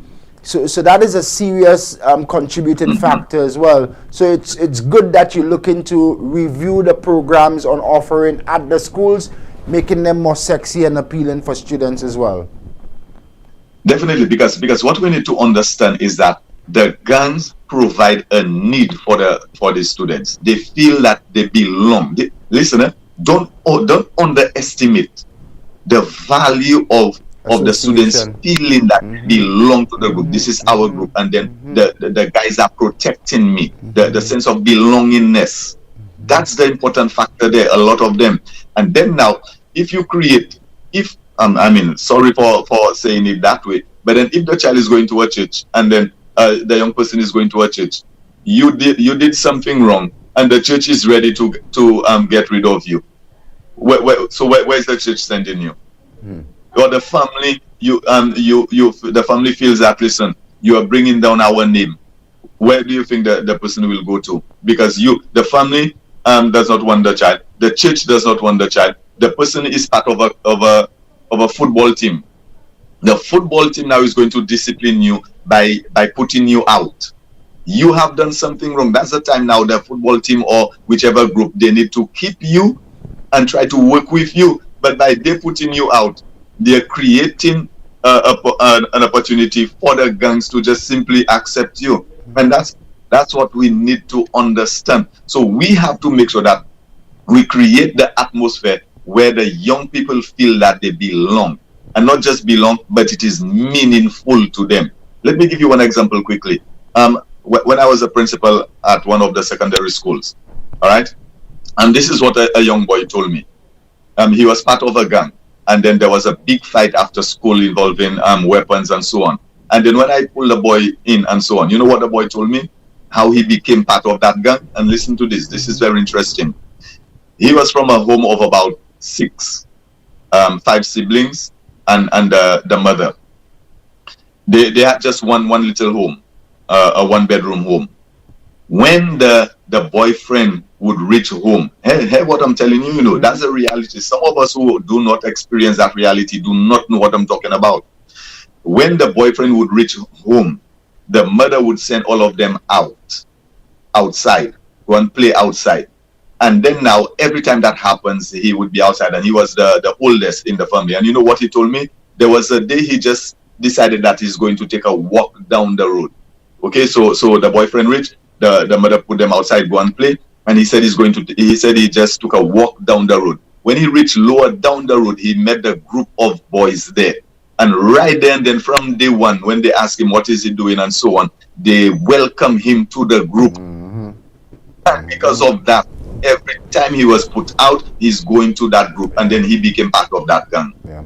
You see, so there are deeper issues. Sometimes we have to reach out to these boys. Sometimes it is not their fault. There are deeper issues that they need help. Some of them are crying for help, and then we are too busy in what we are doing and how we want to get it done that we forget these students who are crying for help. And as we mentioned earlier, why send a boy home because you don't have socks and so on? Is home they want to go and get involved in the trouble and so on. So then that's why we need to create the opportunities to understand. Now, hear this, Mr. Lebourne, hear this. We are not, listen to what the research says again. If we are trying to teach today's children yesterday's method, we are depriving them of their tomorrow. Did you hear that? Yes. Hear that again, hear that again. So when you hear sometimes we talk about, 20 years ago, things did not used to happen that way and so on. No. We are not teaching them or preparing them for 20 years ago. If you teach or train a child yesterday's method, you are depriving them of their tomorrow. So with all of these things, we need to understand, and for us to put into the education system. Only yesterday, we had our district vice principals and mathematics HOD workshop. And you know what I challenged the principals, the vice principals? I told them I expect them to be radical in their approach. Don't tell me a child is doing 9-10 subjects and the child cannot do the core subjects, which is the mathematics and the English. So you have to be prepared to make sure that you create the change. You're radical in your approach. Do a revamp of the timetable. because your program is to meet the needs of the children, the needs of that child. And sometimes what we forget, Mr. Lebourne, is that you may say you have a class of 35 children or 30 children or 25. These two boys that are creating trouble, you minus them from the 25, you have 23 left. So for you, it's not a problem because, or you minus them from the 35, you still have 33 left. So you say, well, I still have my large group I'm working with. However, what we forget is that these two boys, they may just be two individual persons at their home. So that home, that is just their one child. And that parent may be going through so much to try to save that one child, that they are seeking for help to save that one child. But you seeing it that this is one out of the 35, so therefore it's not much problem for me to get rid of that one. But that one is going to a home where that is the only child. That's just the one the parent has. So that's why I'm telling you now, we have to make a greater effort from a societal level, from a school level, from a church level. And I'm calling on the churches and so on. That is not time for you to say that, listen, I'm disfellowshipping people or I'm getting rid of members because they are creating trouble and so on. No, that's why we have to embrace them. That's why we have to make them feel loved. That's why we have to give them that opportunity to understand that there is more to life than just the immediate. Yeah, honest and frank insight. I thank you for that wholeheartedly. Definitely, we need to shift the ball game, and we need to stay abreast to the current needs of the students now. Everybody has a role to play. How can parents come in and start to make some change? We know they have some of their own issues, but it is thought that perhaps parents need to take greater responsibility for the actions of their students and their children from early. Yes, what you're saying there is very important, and let me run something by you. Another research that was done. It says that parents, in parenting, hear me well, in parenting, and parents, listen to me well, and you need to understand that. Between the age of 0 to 9, you are a teacher to the child.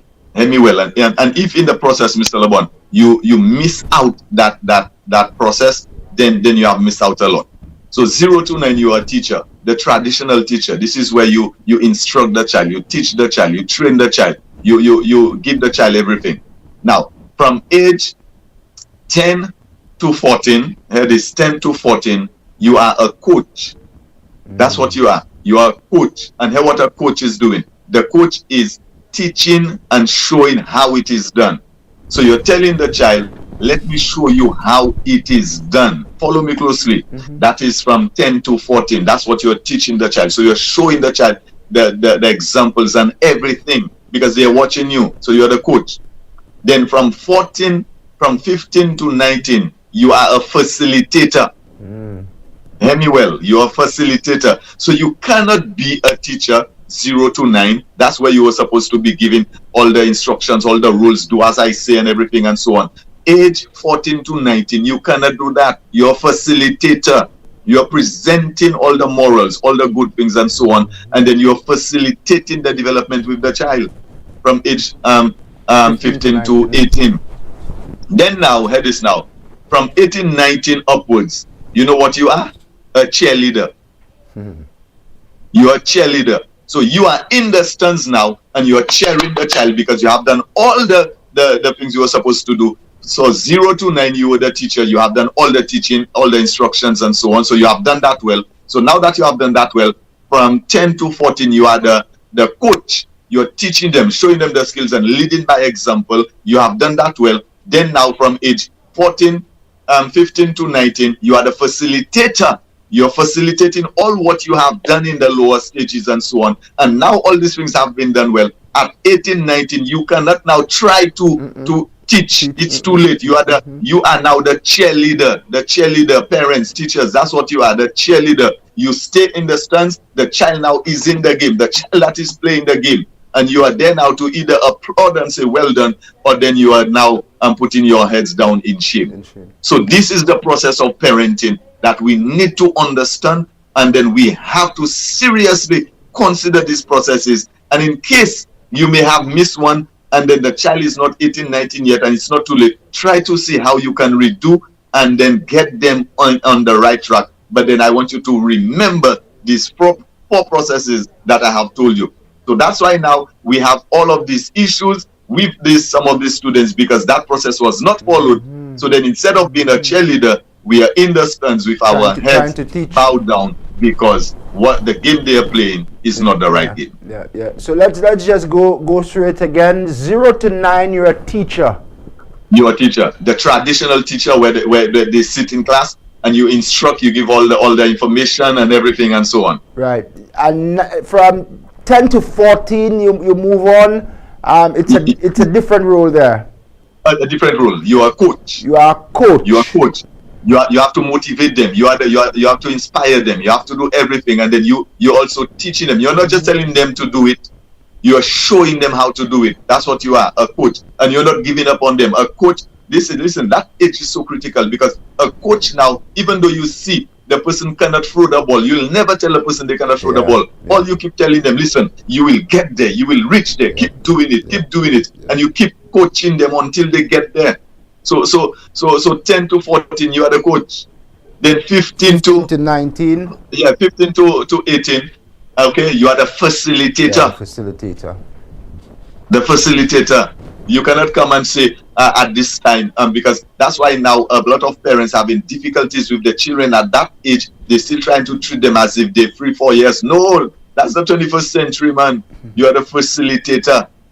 And then now, from 18 up, just be prepared to be the cheerleader. Yeah. Or if you haven't followed the steps, you bow your head. You bow your head in shame. Just hold on to me, Mr. Sipal. Let me share a contribution from one of our viewers who says, "Good morning. With regards to the topic, honestly, suspension doesn't work. Sometimes it isn't even your fault, as kids coming from a poor background. Some teachers make you a target. Instead of uplifting you, they tear you down every chance they get. Some teachers, I remember they gave me in school suspension, and it worked. It was horrible, but I was kept in a room doing assignments, even had to take lunch and break in the room. Schools also need to start paying attention, especially when it comes to subject choices. They ask you to choose, but then give you what they want and expect you to stay in class." So similar to what you're saying, the schools need to cater to the needs of the student. Yes, you have a number of that's very unfortunate. I mean, in the past, I don't think now it is really happening, because we have teachers who are dedicated, teachers who understand that they are not teaching a curriculum, they are not teaching a subject, but they are teaching a child. Very different, Mr. Lebourne. We are not. You come with your set out lesson plan and so on. The principal has given you the A+ for that lesson plan. That's not important. Okay, let me put it that way. Yes, that's important, but that's not the main goal. The main goal now is to teach the child. That's why this month we are celebrating mathematics. There is a concept, and one of the research again said in mathematics, it is mathematics teaching versus mathematics learning. And then that's where the issue is. So the researcher is saying very often why we are not seeing results in mathematics is because we are more concerned about mathematics teaching, whereas we should be concerned about mathematics learning. So if the child will learn the averages on the field of play, a cricket match, bring them out, let them play a cricket match, and then after that you do the averages with that same cricket match they have played. So learning is more important. So when a child comes and then the child may have had some serious issues, just imagine that, Mr. Lebourne, the night there was a breakdown in the family, a fight between the mother and the stepfather, or whoever the person is, and so on, a fight. The child could not sleep. Focus with me, The child could not sleep the night because of all these issues that are happening at home and so on. Then the child would reach school, probably, as you said, maybe not the right pair of socks, or probably because of what had happened the night. Somebody tells the child something, the boy something, and the boy maybe just slap the child and so on. And right away you call the person to the office. Did not try to find out, but what caused that and what issues are you having and so on. As soon as the person reached the office, oh, you again, boy, a 5-day suspension. But what is it that the child is going through? Okay, so these are some of the things that we have to do, as I said, to save our children.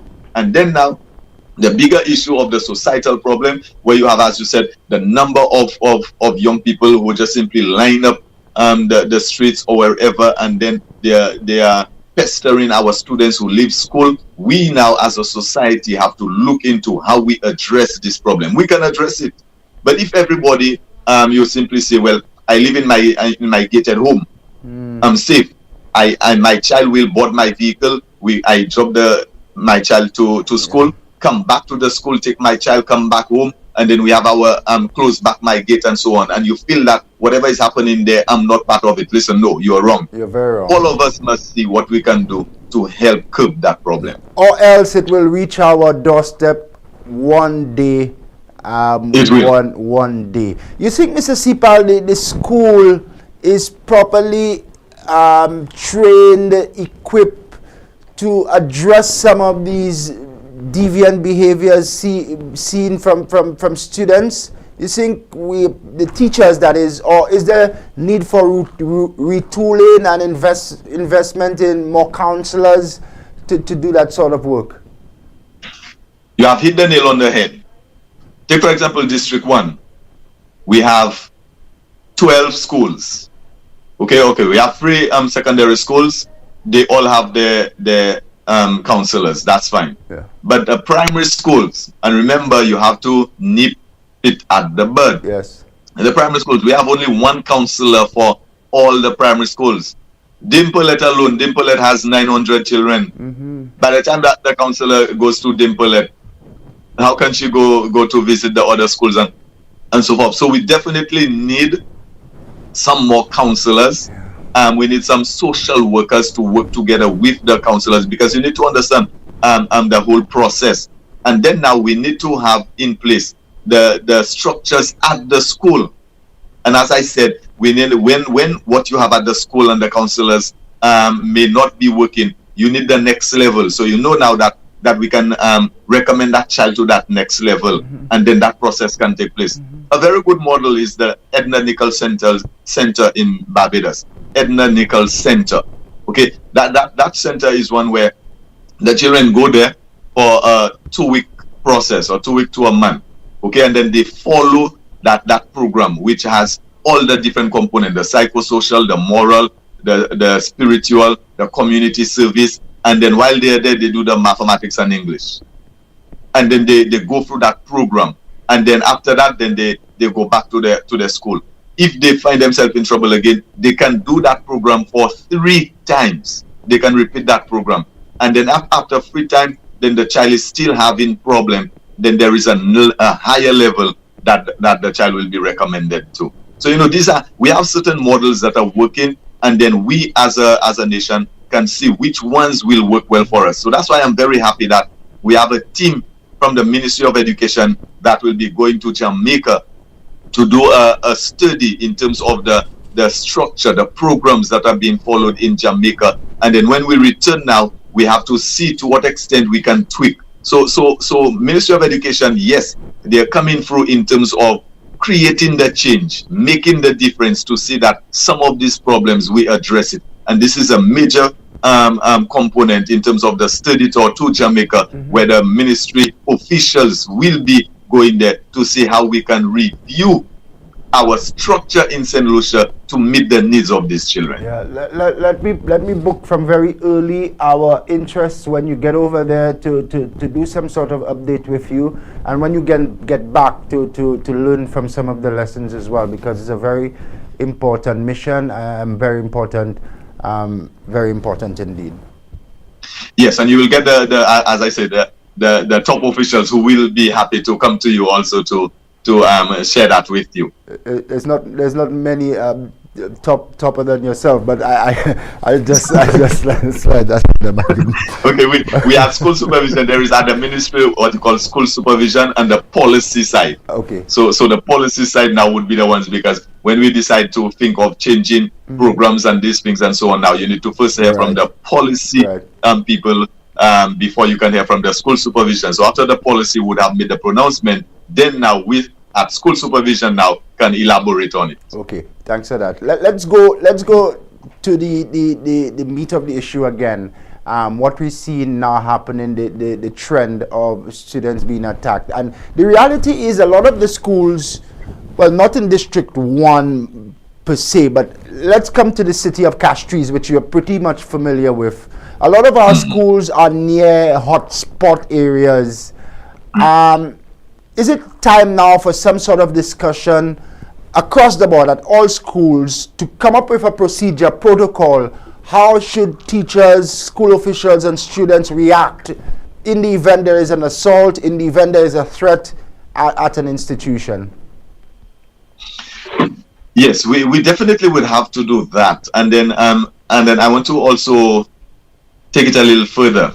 That has to be discussed at the home level, community level, church level, all right? Because very often, sometimes you do it at the school, and by the time you go back to the home or to the community or wherever, to your different sporting group, it is not being promoted again. So that's why you find out the 21st century again. Now we have to understand the evolution of life, the evolution of society, the evolution of the morals and the norms and so on. These things are constantly changing.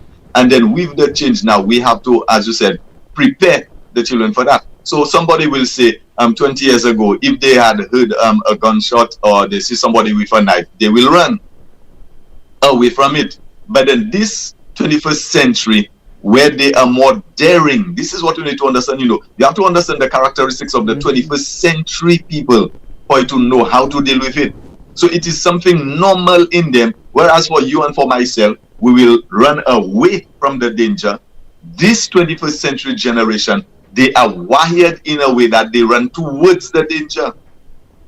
Yeah. So that's where now the program now must be different from just simply telling them, please, if you see somebody, or there is somebody who has a gun, or there will be a fight, go to turn away. No, that does not work for them. You have to get to the core of it to make them understand and see all the dangers, and then make them even practice, have some practice drills with them and so on, to get them to understand the value of they not just simply affecting themselves, but they're affecting others, they're affecting the parents, they're affecting society, they're affecting the school that they represent and so on. So all of these must be treated as one, so we can actually meet, as I said, the 21st century generation that have been wired in a very different way from the past generations. So then the entire structure of the teachings that we do must be different, not just simply at the school level, but in the way we decide that we're going to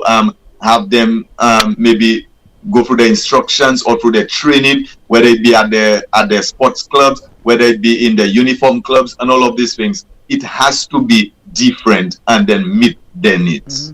Don't you think also that the actions of the students is a broader reflection of societal decay? They're practicing what they're seeing within the society and within the larger community, is it? To some extent, yes. But hear what I'm telling you. The child has not developed the ability to see the danger. So the morality now that's another concept that we have to bring in. Okay, morality. This 21st century generation, they're going through the teaching where it says that morality is relative. So you will tell them, okay, this is wrong. But then now they will tell you, but then who says that this is wrong? On what basis you are saying that this is wrong? How are you saying that this is wrong? To what extent are you saying that it is wrong? All of these questions we have to be prepared to answer. So yes, society, we have a decay in the morality, okay? And then the children now seeing that, and as I said, they have been wired and networked to operate in that manner. So then we now, who are the older ones, have to make a greater effort not to create not to create the opportunity, the atmosphere, the avenue to trap them, because they now are more susceptible to be trapped in this. So whereas before, as I said, you have been taught at home, well trained at home, and then by the time you see an issue, you see the problems, you will run away from it. But this generation will not. Different. Let's take an example. I don't want to butt in too much. Yes. 25 years ago, perhaps, when you went to school, you saw a firearm, you would leave the zone immediately. Immediately. Now, 21st century generation students see firearms as toys, perhaps. Yeah, because of the change again, the evolution that has taken place with society. All right. So now with the other component of this 21st century generation, where they are more inquisitive, they want to find out. They're more in the process of discovery. Hear this now, more in the process of discovery. Whereas our generation, or a little after me, all right, probably you're in the middle generation there. It used to be do as I say, and then the information was given to you, then you accept the information. But this 21st generation, they do not accept information. They want to prove the information that you have given them. They want to discover for themselves. They want to see. So by the time you tell them, well, if you waste time in Castries, then there is a possibility that the gangs will be formed and so on. No, for them, they have to experience it to understand it. And then that's why I'm saying now the level of teaching, the opportunities being presented to them must be different and must be in a very strategic manner based on the needs of the individual children. Definitely. We have to wind down quickly. I could spend another half hour to an hour with you, Mr. Cipal. Always very, very, very insightful. To deal with the current issues now, we appreciate that it's a holistic approach that is needed. Finally, from you, what do you think we start now? If we'd like to see some immediate results, perhaps the results aren't immediate, but going into the festive season, if we want to keep students safe, teachers are afraid now more than ever. Where do we start? Your final recommendation. Okay. First of all, we need to change the program that we offer at the school. You see, the one-size-fits-all program, it does not work. It does not work. We have to do that. Then number two, we need to implement a more person-related, I'm using that term, program. For example, remember I mentioned earlier about the care program where they have an entire year of the ADP program. Yeah. So there are certain times we have to implement either that program or component of that program. The children now, there has to be now a structured after-school program where we invite, whether it is the church, whether it's the community groups, whether it is the sports group and so on, where the children, again, they have to feel that what the program is giving, it is meaningful to them.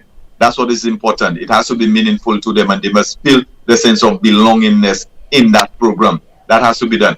Then on a wider scale, the society, parents now, yes, we are saying that we want parents to do a lot more and so on. But then there are some parents who are craving for help. They need the help. Yes. So on a community level, we have to organize a lot more parental program, how to nurture your program and so on. And we need also now to go to start to reinstitute the idea of everybody in the community. We are family and we are members of everybody's family. So we look after each other. So I cannot be home early, but then you are home early. So we make the arrangement. You see, by 4 o'clock, my child is supposed to be at home. Check on my child for me. And these kinds of things. So we look into each other. The church also can come in to see how we can help the society, because you are a church in the community. What is your input? What is your involvement? Not just your church members, but I'm talking about the community members. How do you get involved? Then the sporting group can play a big role in, as I said, not just simply having the 11 that you want to represent you at a competition, but we need to develop a program to try to get all the other young people who may not be representing the 11, but the part of the program, a sports program, because remember, it is sports for health, sports for life, and not just sports for competition. So I want you to hear that again. Sports for health, sports for life, and not just sports for competition. So you see, there are a number of things that we as a community, not just the school, not just the parent, but then as a community, we can come together to help mitigate the problem. And then now, let us not just simply organize events. So for example, you know the issues that we had going on at Beaufort. And we have a number of churches that went there and had a march, a parade, and so forth. Now I'm asking the question, what is the program after that? What have we done after that parade, after that march, and so on? How have we gone into the society, into the communities, and so on? What programs and activities have we initiated to continue with these communities? So very often we host an event and we do not follow up with a program. So my whole focus is now, let us organize a strategic program so that we can help curb that crime and violence problem in society. Excellent recommendation. Development of a strategic program. Mr. Cipal, I want to thank you so very much for coming on board this morning. I am optimistic that this conversation is a start in changing our mindset and changing our approach to addressing these issues of deviant behavior, which we see more and more impacting the school system and our students in particular. Thanks so much for your contribution. Yes, so thank you very much. And as you mentioned, mindset, our motto for District 1 is changing mindsets, working smart to ensure all learners succeed. Changing so thank you very much again. And then I hope that as a community, we all will come together, whether it is church, sports group, community group, whatever it is. Let us work to save our young people. Always a frank and honest contributor on matters of national importance, Mr. Cyrus Cipal, former acting Chief Education Officer, current District Education Officer for District 1. Thank you so much, Mr. Cipal, for coming on this morning. Most welcome, sir. God bless. My next guest, an attorney at law, former advisor on crime and security. He is already standing by as we wind down this morning's program. But before we go to break, Donnie, let's share with our viewers a memo which is trending within the education space, a memo to teachers trending. We have it available, Donnie?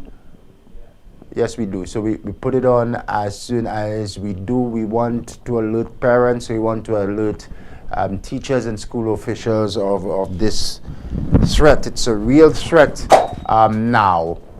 So a memo which went out to principals within the Castries basin in particular, but it's not just Castries which has this risk right now. Good evening, principals. This afternoon at about 5 p.m., a St. Mary's College boy who went to meet his sister at the Ave Maria Primary opposite the entrance was apprehended by another boy, young man, who asked him the time. The boy, the SMC student, took out his phone to get the time. The individual grabbed his phone, the boy ran after him, the individual stabbed him several times. Principals, please tell your students to be careful, streetwise, and frankly, not trust anyone, and advise their parents to get their children out of town the fastest after school, because town, Castries, is not safe. Just hold that there for me, Donley, for a while.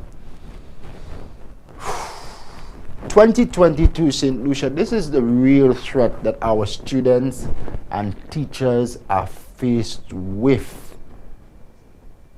So we can build box park after box park, 6.2 million or whatever. If we cannot concentrate our efforts in addressing these real threats, we are failing and we are losing our next generation. So again, a memo issued to principals of schools in Castries. Good evening, principals. This afternoon at about 5 p.m., a St. Mary's College student, boy, went to meet his sister at the Ave Maria Primary opposite the entrance, was approached by another boy who asked him the time. The boy took out his phone, that's the SMC student, took out his phone to get the time. The individual grabbed his phone, the boy ran after him, the individual stabbed him several times. Good morning, St. Lucia can confirm that the SMC student was stabbed 6 times. Could have lost his life. Principals, the memo continues. Please tell your students to be careful, streetwise, and frankly not to trust anyone, and advise their parents to get their children out of town at the fastest after school, because town, Castries, is not safe. Advise your teachers to be careful as well.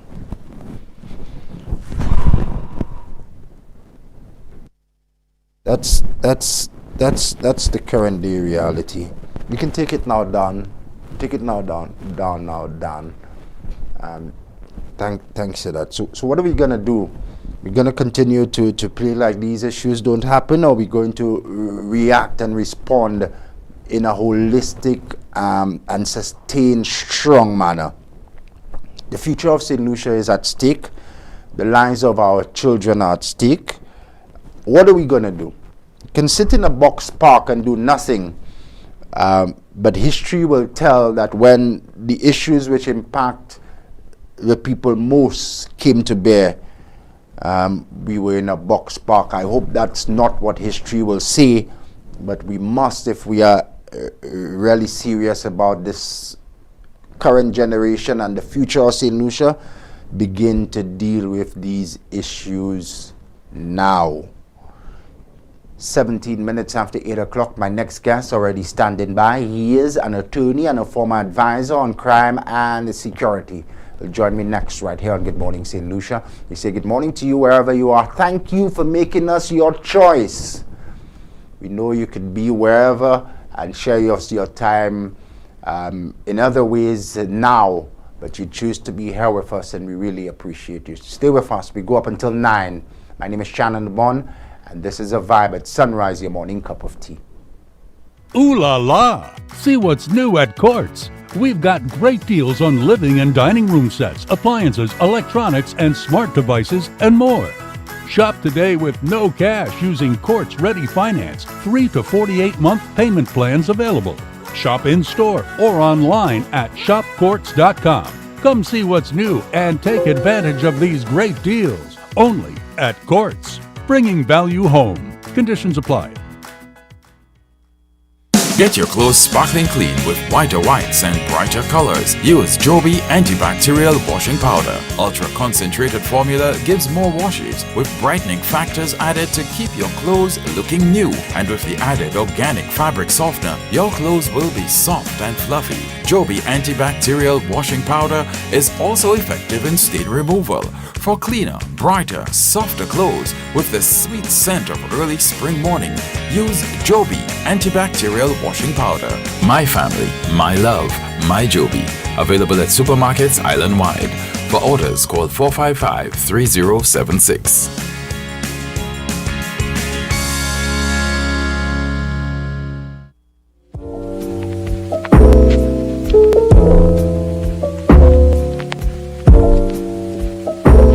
A young man from Bagatelle is dead. Calls on the public to not stigmatize his fatal accidents along the Bexor Highway leaves Trinidad. Shannon welcomes the scrutiny of its one man is in police custody following the shooting death of the wife of a police officer. Look out for the midday news with Daniela Edwin on Hot 7 TV. Sometimes life can knock you off the ground, but surprisingly, an encouraging word can hoist you back to your feet.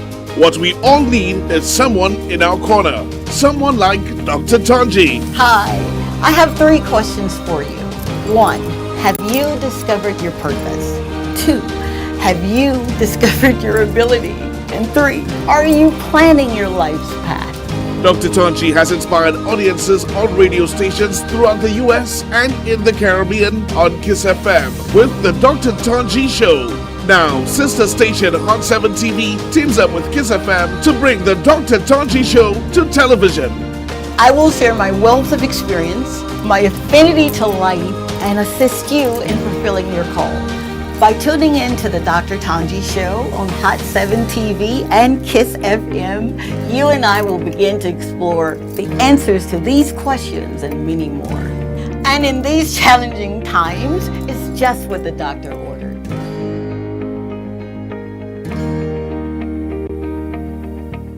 One with In Loving Memory, celebrating lives. Whether it's a birthday, a wedding anniversary, or some memorable occasion, or the anniversary of the passing of the dearly departed, Hot 7 TV will create a moving video tribute of that special person, showing how much he or she meant to you. Treasured memories, unforgettable moments. Share them with the world and repeat the airing as often as you'd like. Help keep your loved one's memory alive forever in the minds and hearts of all who care. In Loving Memory, celebrating lives. Contact us at telephone number 452-6040 or email us at inlovingmemory@caribbeanhottv.com.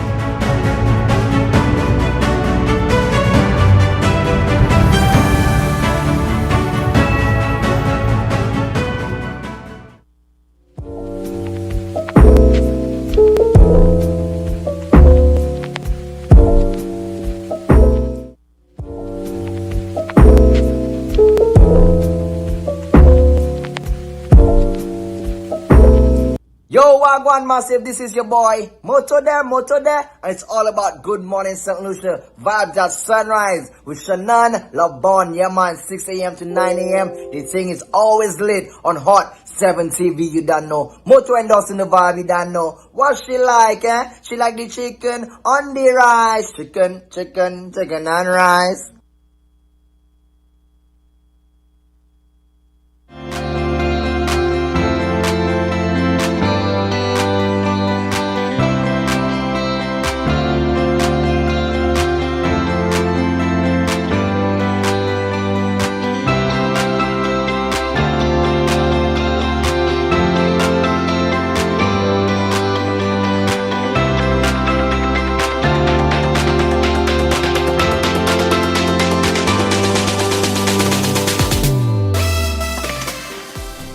A very special guest is already on the Flow video platform. Mr. Giovanni James is a crime and security consultant. He's also an attorney at law and a former advisor on crime and security. Just before we bring Mr. James on, let me just quickly deal with an issue on the social media. So just hold on for me, Mr. James, okay? We'll move to him shortly. Marzi Daisy, who, let me just clarify, she's asked, well, not clarify, no need to clarify anything. So because crime is on, we must stop all development, like the box park must stop. What nonsense. Nobody's saying that. Nobody said that. Nobody said to stop the box park. What I'm saying, Mazi, it makes no sense building box parks if you cannot address and deal with the issues of safety happening right in the heart of Castries, affecting school students. Teachers are fearful. That's what I'm saying. Build as many box parks as you wish. Development is good.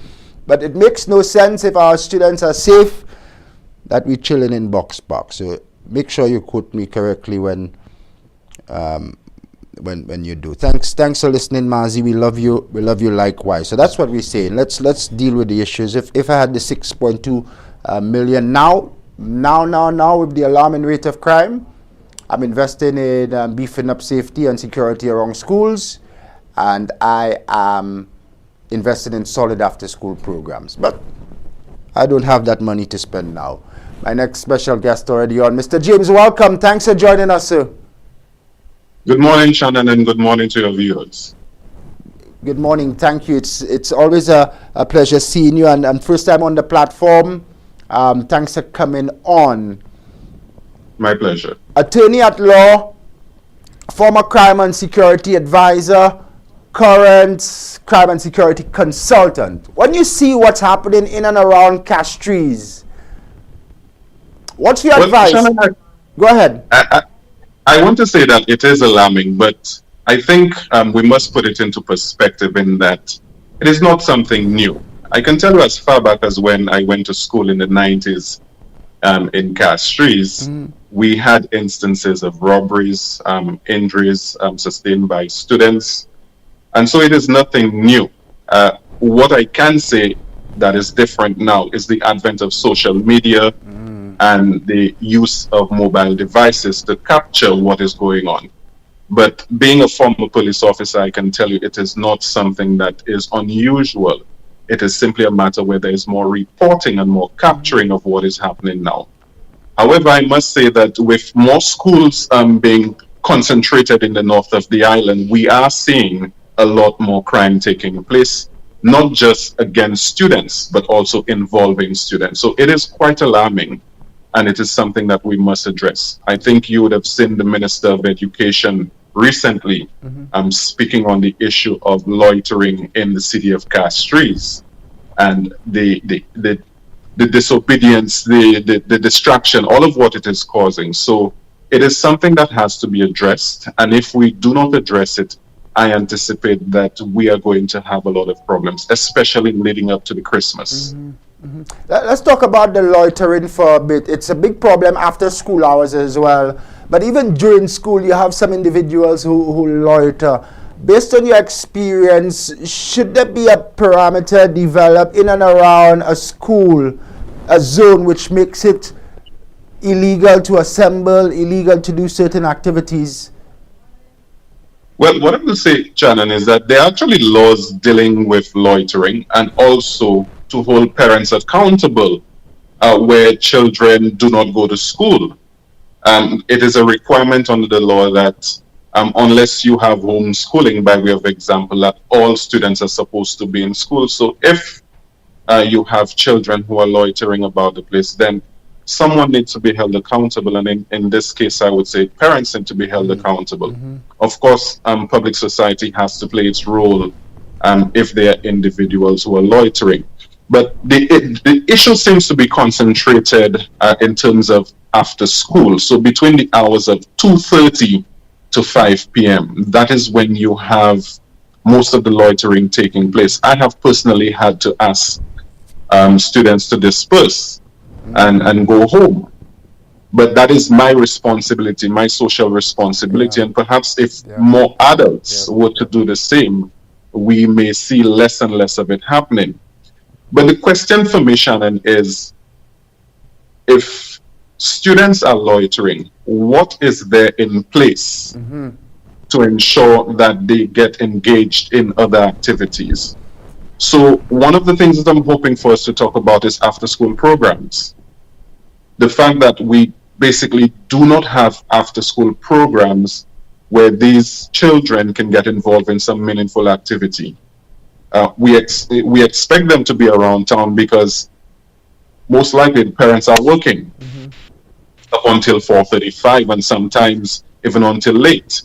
And so what is in place for those children who are unsupervised?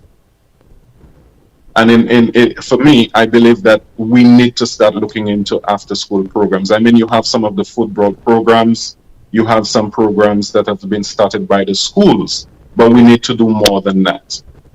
I remember growing up, you had the cadets meeting, the scouts meeting after school, you had the Girl Guides. There were so many different programs. You had a DARE program with the police and many other like programs, sporting programs. And perhaps we need to be looking at some of these, bringing those back and perhaps starting it from the school level. So you don't leave the school compound, but there are certain activities that you can engage in at the schools. So I think we really need to do something in relation to loitering. I can tell you that when I was a police officer, it became so bad at one point that we were given instructions to perhaps address specifically the issue of after-school loitering. And so you would have seen the arrest of some delinquent students.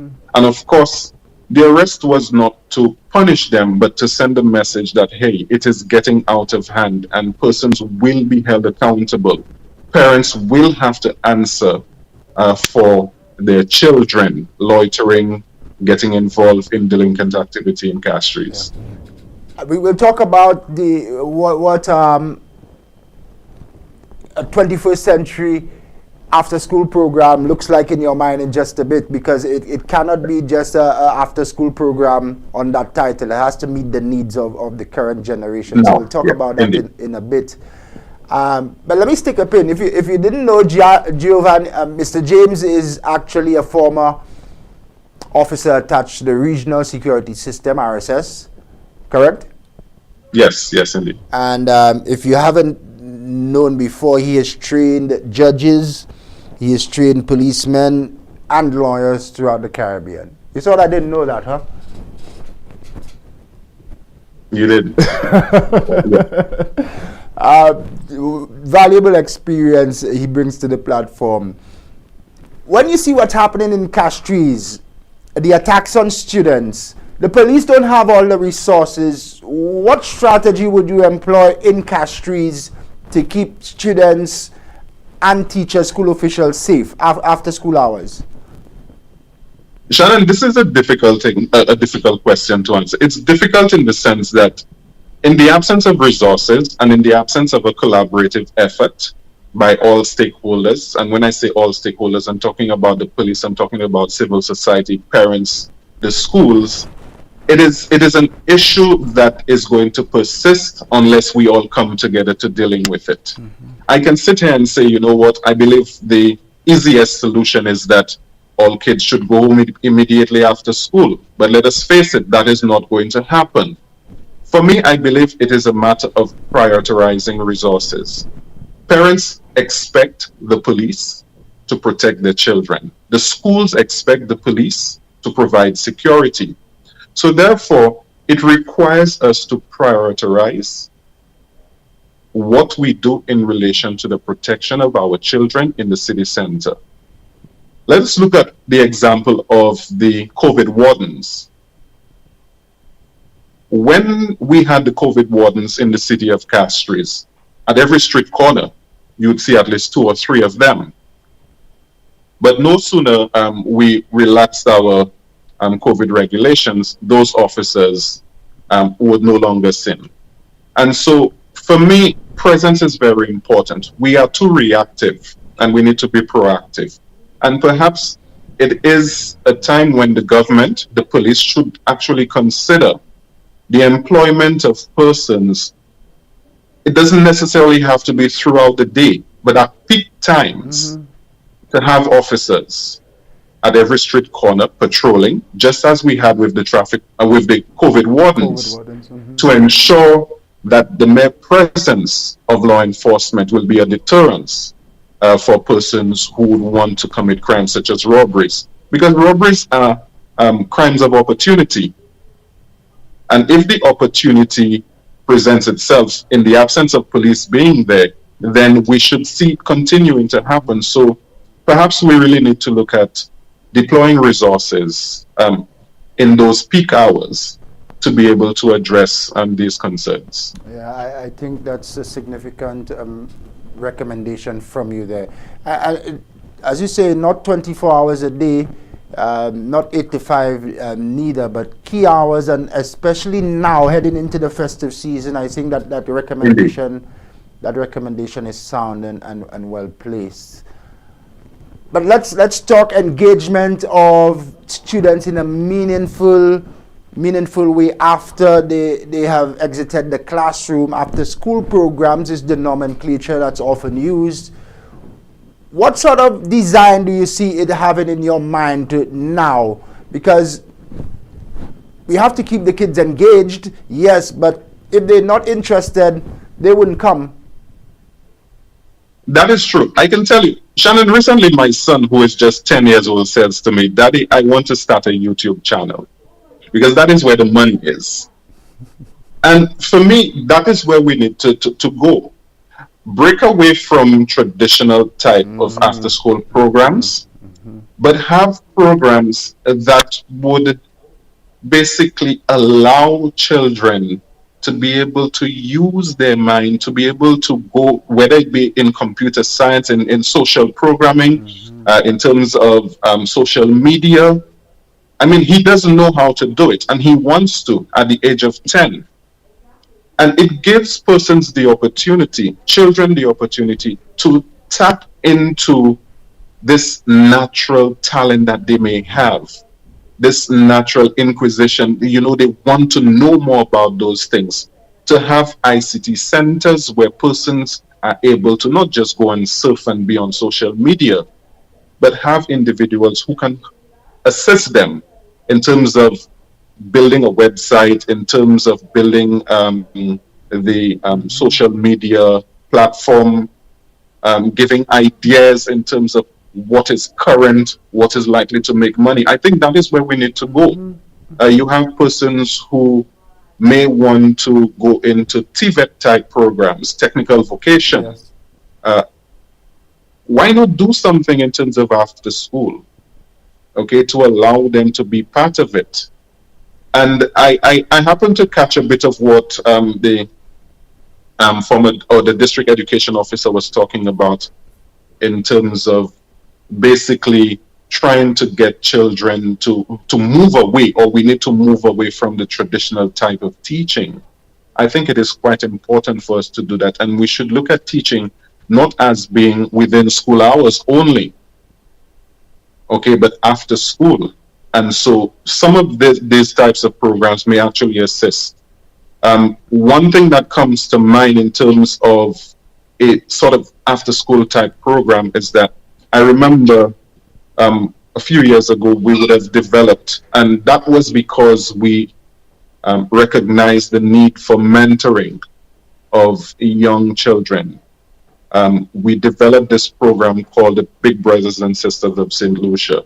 I can tell you that it was a brainchild of a former magistrate who was in St. Lucia, Anne-Marie Smith, who is currently a judge in Antigua right now. And it came as a result of the number of juveniles, young persons who were coming before us, before the courts, having committed offenses or being involved in offenses. And what stood out was that most of those persons had absolutely no form of guidance. The parents they came from single parent households. Parents were constantly working, just trying to make ends meet. These children came from poor family backgrounds. So all of this basically was just a catalyst in terms of them turning to crime or being involved in delinquent behavior. And so we sought to identify key persons who could mentor these young persons in terms of setting them along the right path, being able to give them career advice, and going as far as assisting them financially. And so I want to take the opportunity to recognize Dr. Venus Sherry for his role in trying to get children into education and showing the importance of assisting persons in education. Yeah, absolutely. Well said there. And thanks for that last contribution. Let me go deeper to one of the current day challenges, the involvement of gangs and student association with gangs. From your experience, so how do we begin to dismantle the gangs which are attracting more and more students and becoming a greater threat to more and more students and teachers as well? Gang life is something that will continue to happen with the development of any country. As long as you do not have alternatives for persons to engage in, they will find themselves being attracted to the gang life. And so we need to start with what we put out there, be it on television, on the radio, because there's some level of sensationalism of this gang life, this gang culture. Okay, you listen to some of the songs. She Like Badman, for example, Skilly Bang. So all of that shows you that there is promotion of this sort of gang culture, gang life. And so there must be responsibility on the part of our media houses, first and foremost, not to sensationalize it.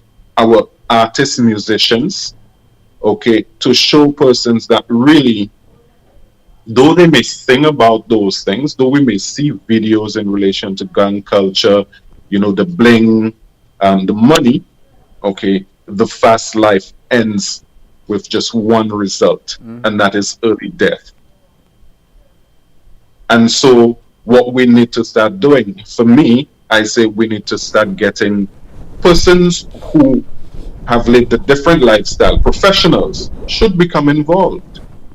So I respect persons like Dr. King, who has taken the opportunity to lead young people away from that lifestyle. But again, Shannon, it goes back to what I've said.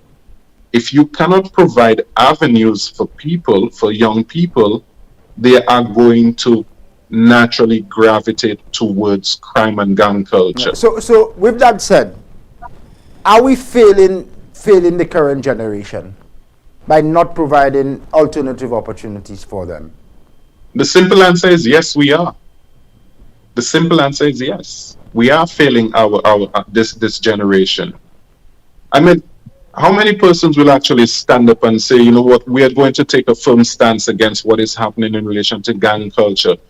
We have become desensitized in relation to gun crimes, in relation to violence. And it's like, you know what, it's not my business until it hits home.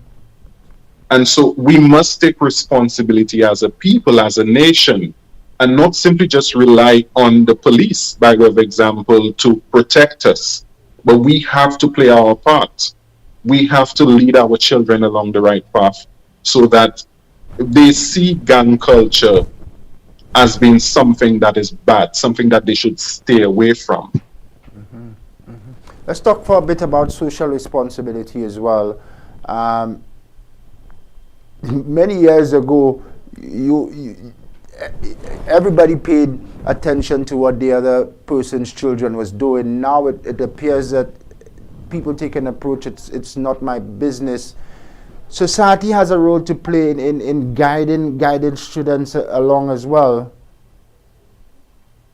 Indeed. And that was raised by the last presenter in terms of the role of the community being a family.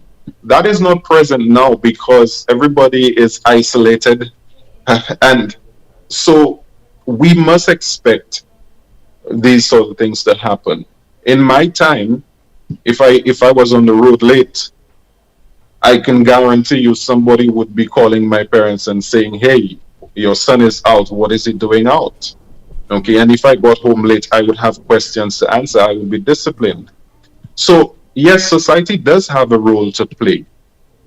The question is, with the evolution of what society is now,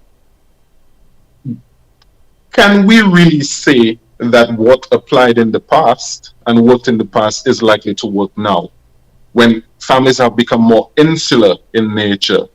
Okay, there's no longer this community spirit and everybody looks out for themselves.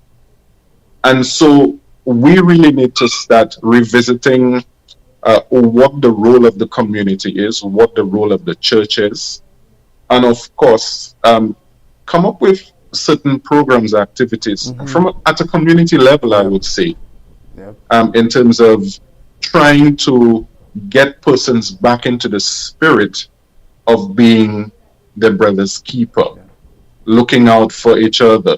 So if a mother, for example, has to work late, she can feel comfortable that the neighbor is going to watch her kids for her. So the kids don't have to stay in the streets of Castries until 6, 7 p.m. when nobody has any account for them. Yeah, absolutely. You have to continue to be our brother's keeper, and it's a discussion that we can have. I think some of the stuff which worked in the past still has a role to play, but we need to evolve with the times.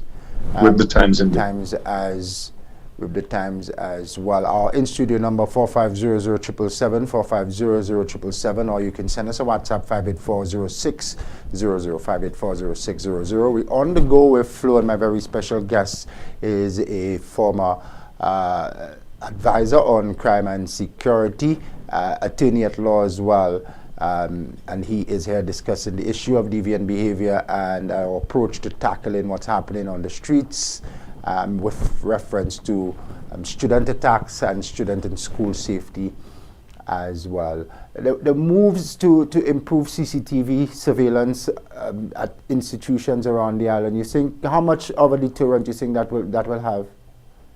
I think it is going to have a huge deterrence.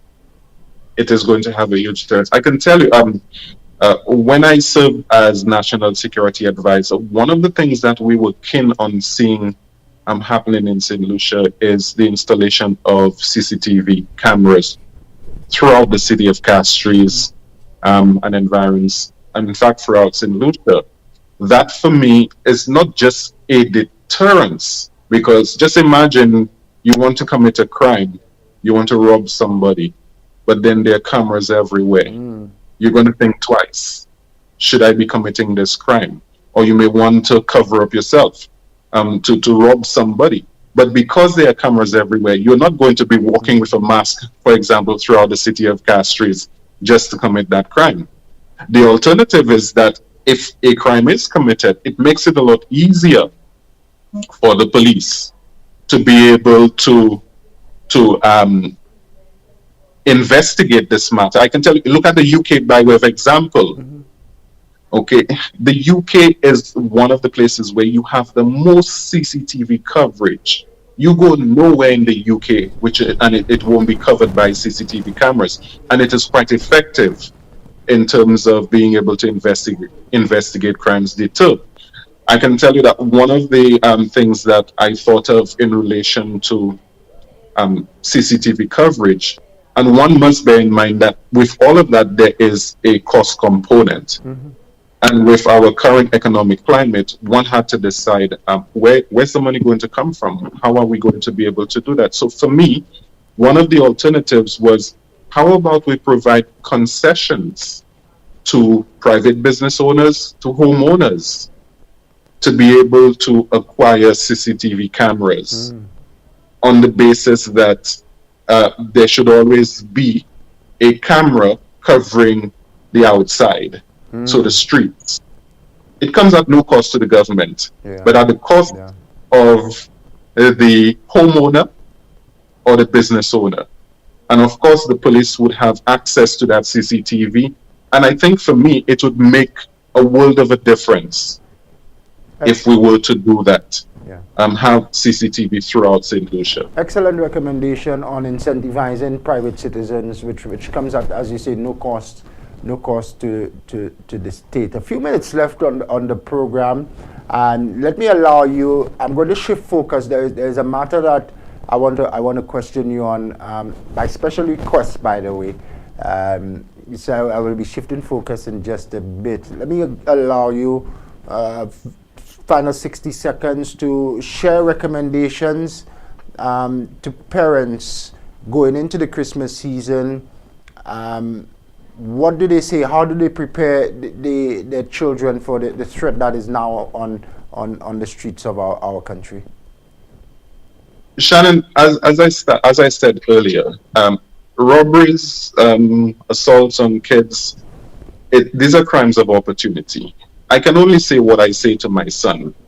The advice I give to my son is what I will give to parents. And I say, when you go to school, devices such as iPhones, iPads, smart devices, keep those devices at home. I send my son to school with a Trono. Nobody wants it. I don't send my son to school with expensive shoes. Nobody wants it. And that is where we need to be looking. However, we cannot tell all parents, this is what you should do. So my advice is that if there's ever a situation where a student is robbed, think of life over device or over whatever property is being taken. And I say that because you can replace a phone. You can replace a pair of shoes, a cap, money, but you cannot replace a life. And for me, what I would say to parents is that we need to be speaking to our children about the value of life over the value of property. So if you are robbed, pay attention to the individual, description of clothing, what he or she looks like, as opposed to pursuing or trying to retrieve the device or device or whatever has been stolen.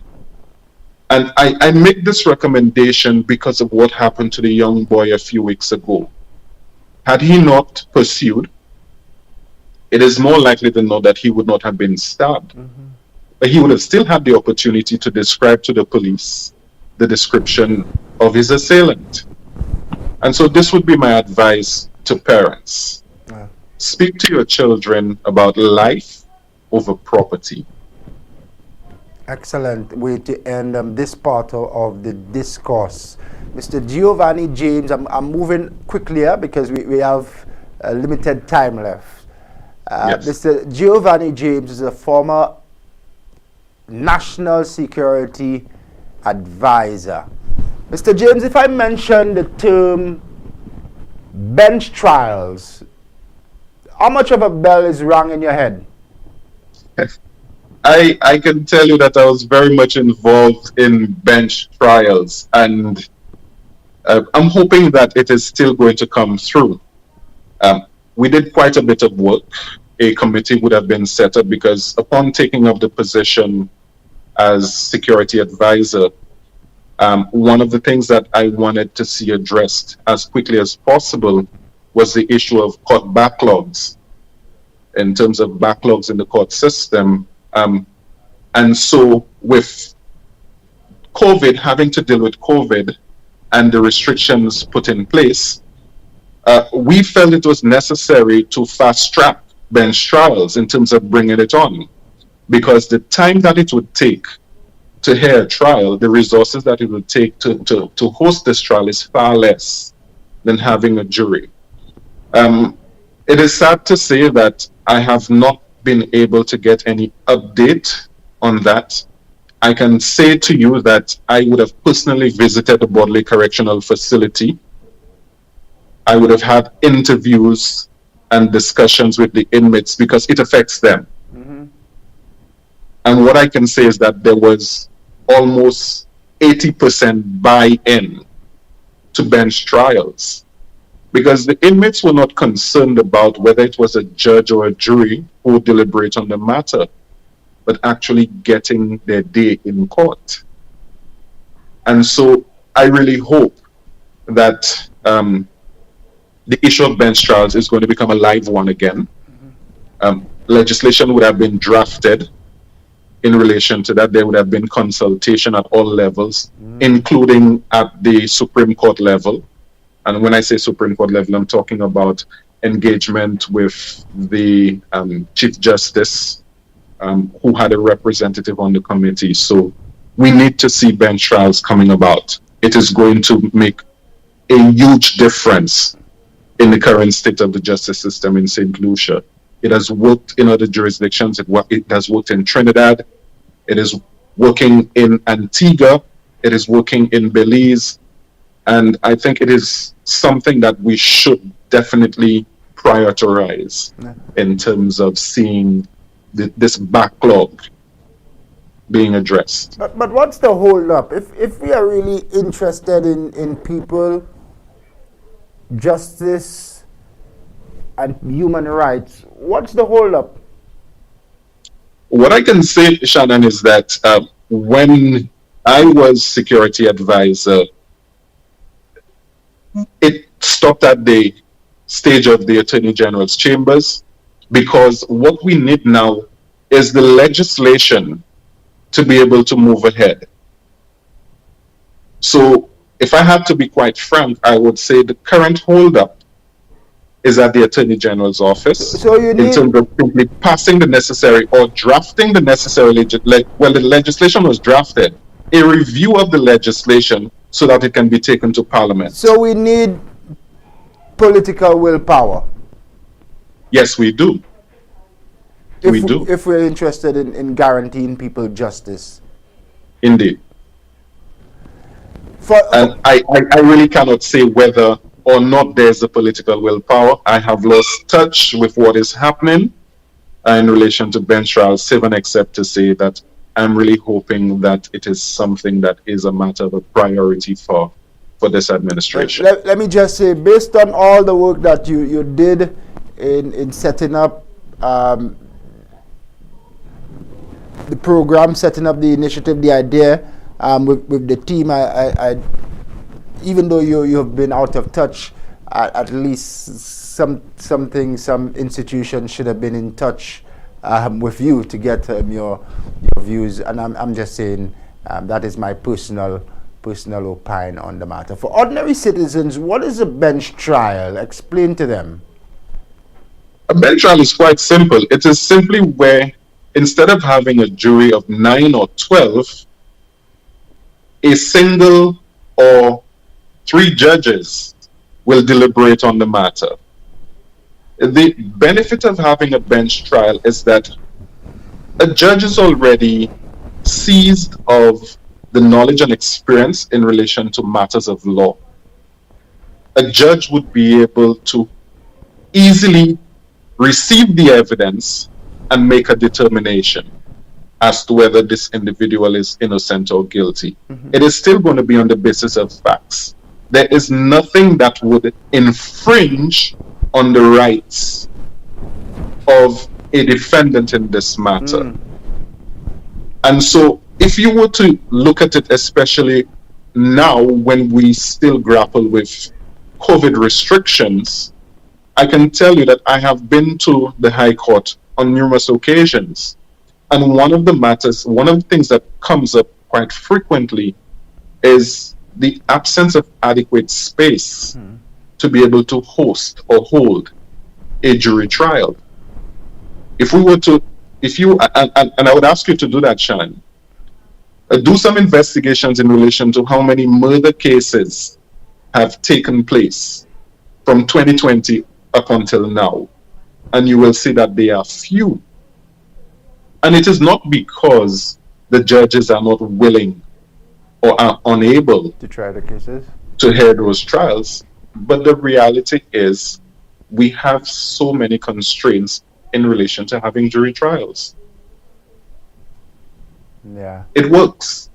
Recently I spoke to Justice Smith, as I mentioned her before, out of Antigua, and she loves it because she's able to hold so many of those trials. I would have spoken to judges out of Trinidad and Belize, and the review is the same. There's nothing to lose out of having a bench trial, and there's much to gain. Yeah, and you would free up that bottleneck of backlog cases and give people an opportunity to receive justice. That is correct. Yeah. Giovanni, I want to thank you. I too remain cautiously optimistic like yourself that it will be brought back on the front burner, and we'll hear something very soon about bench trials. I want to thank you for coming on this morning. Valuable contribution. I'm certain that it made an impression on our way of thinking here in St. Lucia. So thanks for being my guest on this edition of the show. You're welcome, Shannon. It was a pleasure being here, and hopefully I get to come on again because I'm passionate about the crime situation in St. Lucia. And of course, not just sitting back and commenting on social media or speaking behind the scenes, but having an active role in ensuring that St. Lucia is a safer place for us all. Yeah. You have my commitment. We will bring you back again. Indeed. You have a good day. Former National Security Advisor Giovanni James is also an attorney at law, and did you know he has also trained across the Caribbean judges, policemen, former member of the regional security system as well. That's the time on today's program. We'll be back tomorrow, God willing, with another informative, educational, and stimulating package. I want to invite you from now to join me from 6 up until 9.